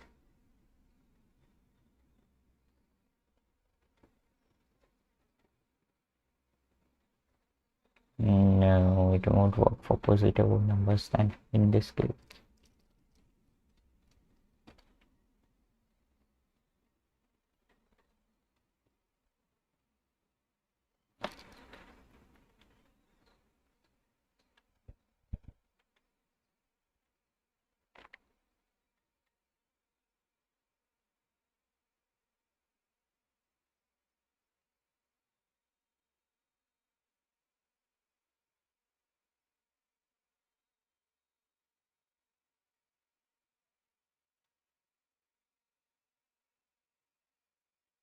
But what I can do is, see, if I can call math.get y and I need the 15, the last 15th value. If it returns true, that means it is a negative number, right? So in this case, what if I convert let let y is equal to, so if it is -8, I need to convert it into +8. So y, no. Hmm.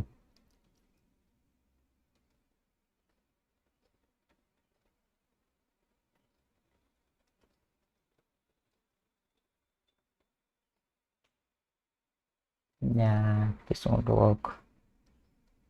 Or maybe it will work. I don't know.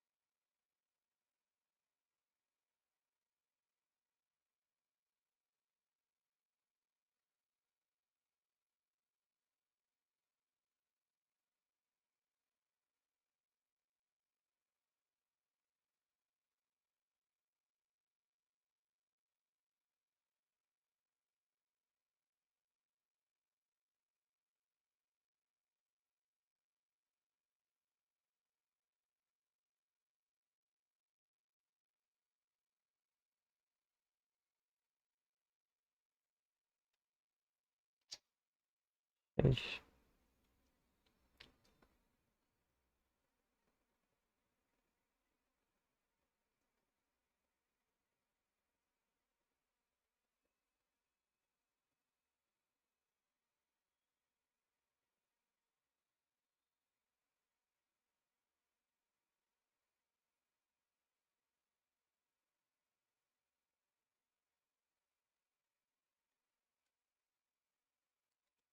So I know why this S the bit didn't work.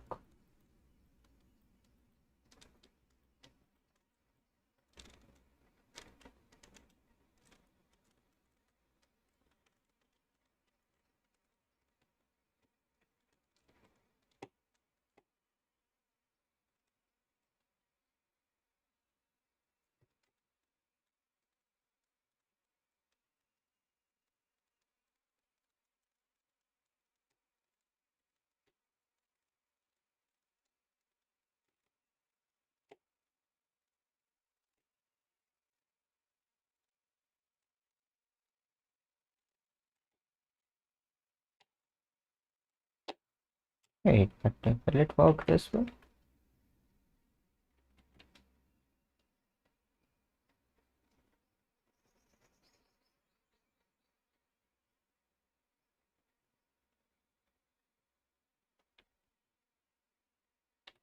No, I think it won't work this way as well.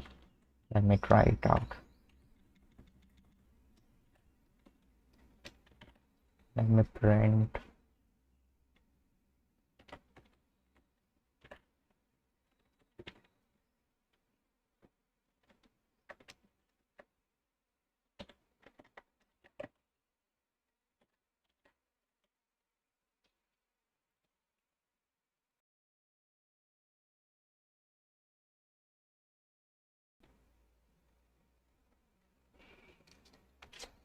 Sheesh.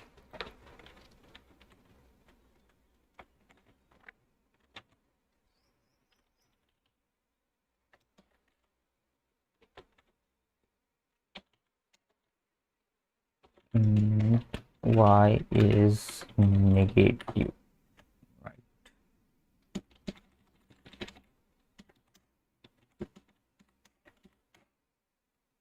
Oh, what? 61?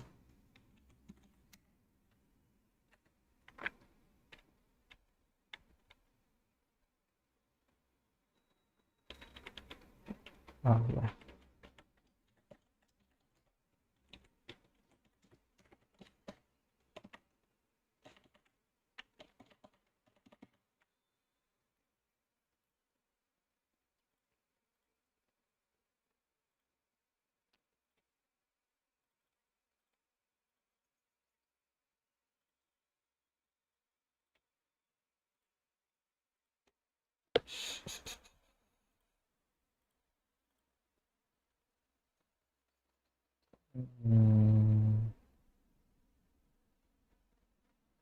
Into Y is negative.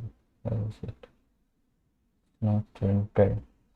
Bit called. Didn't even got printed. What happened?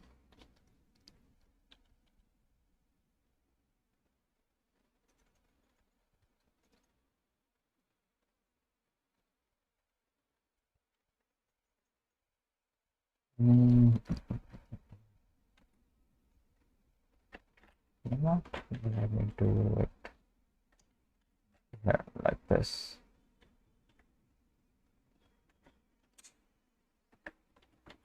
Yeah, let's print this as well.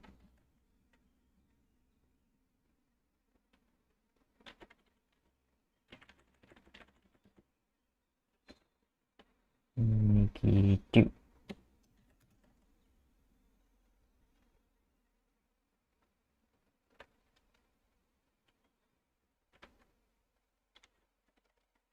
Do output dot print int and net dot get y 15.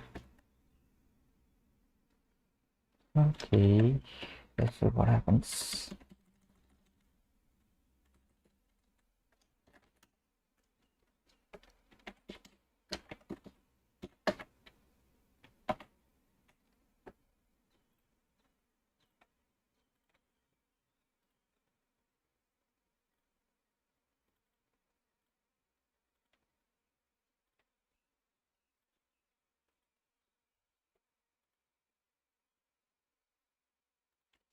Mm,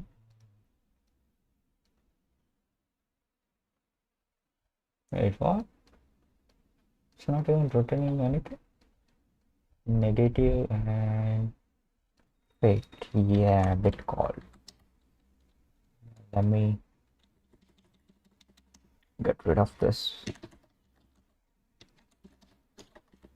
It's confusing. I just hope there was a faster way to test this. Because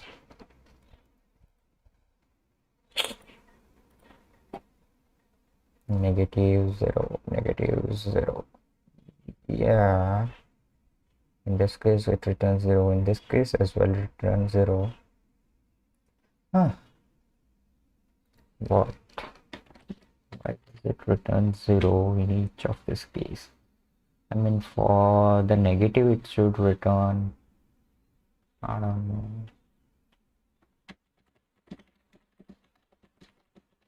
It should return 1, isn't it? It should return true.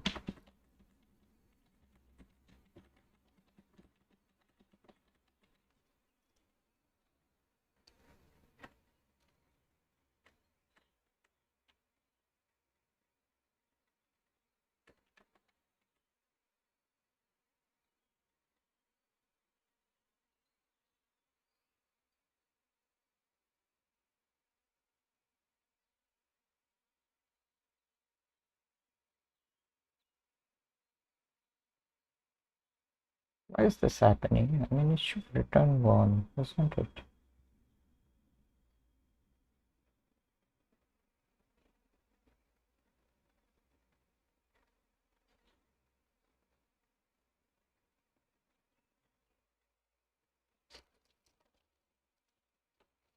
So what happens? So instead the number is -8 and this x is -8, so it is this 10000, right?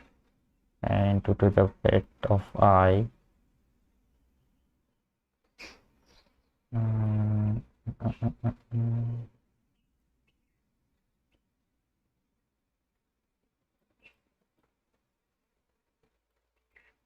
512. W will be 512, right?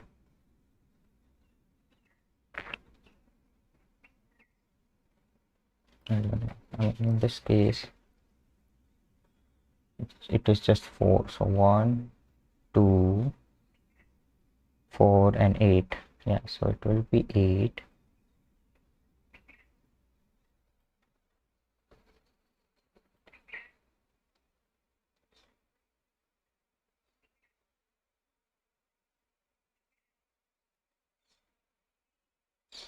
It should not even be able to hold 8 value, right? Wait a minute. I mean, static array to the. Do I have to provide int here? The type of this array? How does it work? Where is the API of this?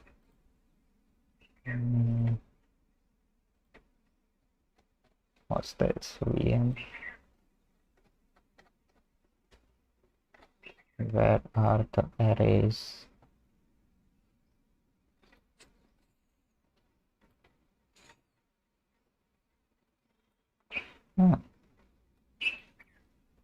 Okay. So I see what's the issue. I see. So now what I need to do is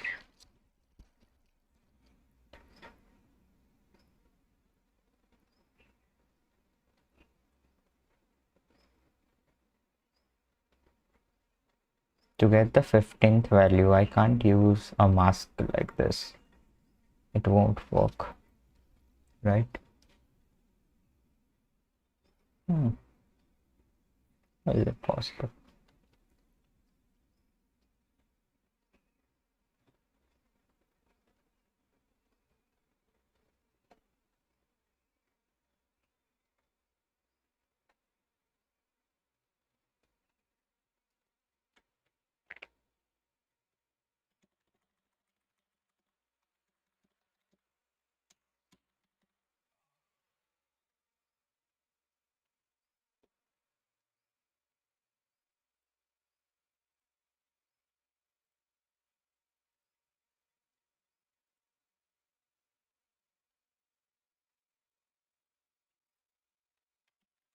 Maybe we should do it in the next stream, right?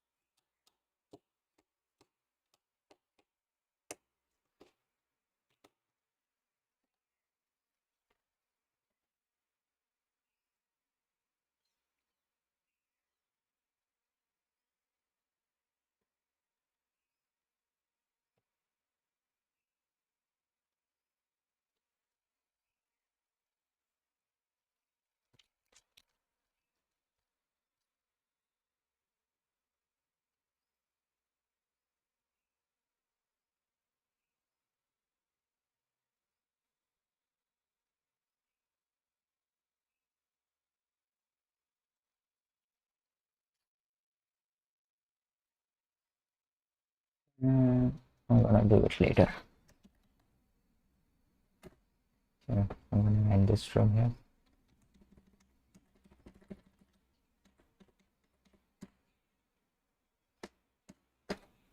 Should I give status?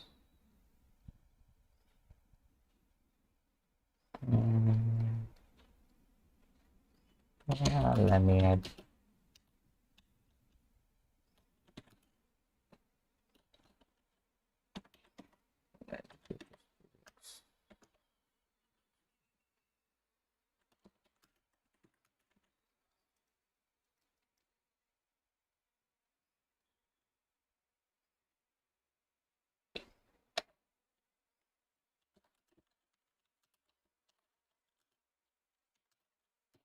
What did I do?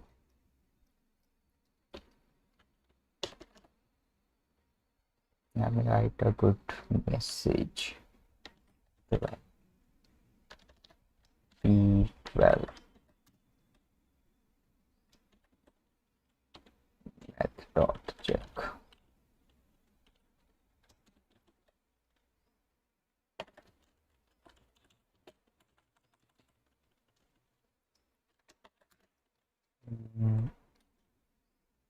Created a function to fetch the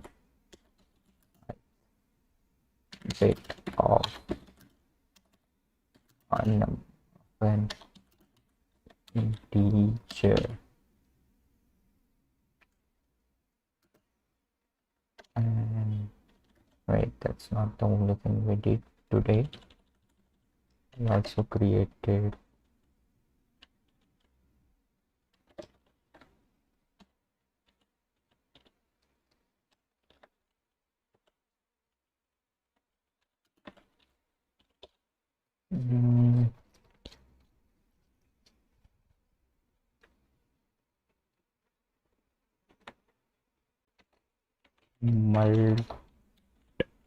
multiply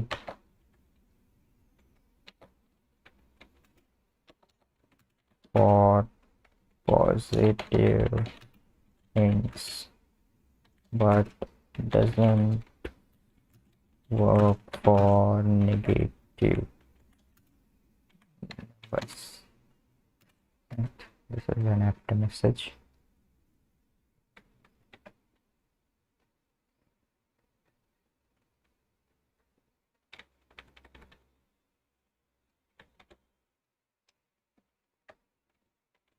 Multiply.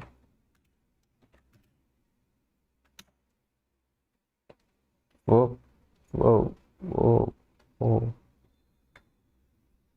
Oh, I know why.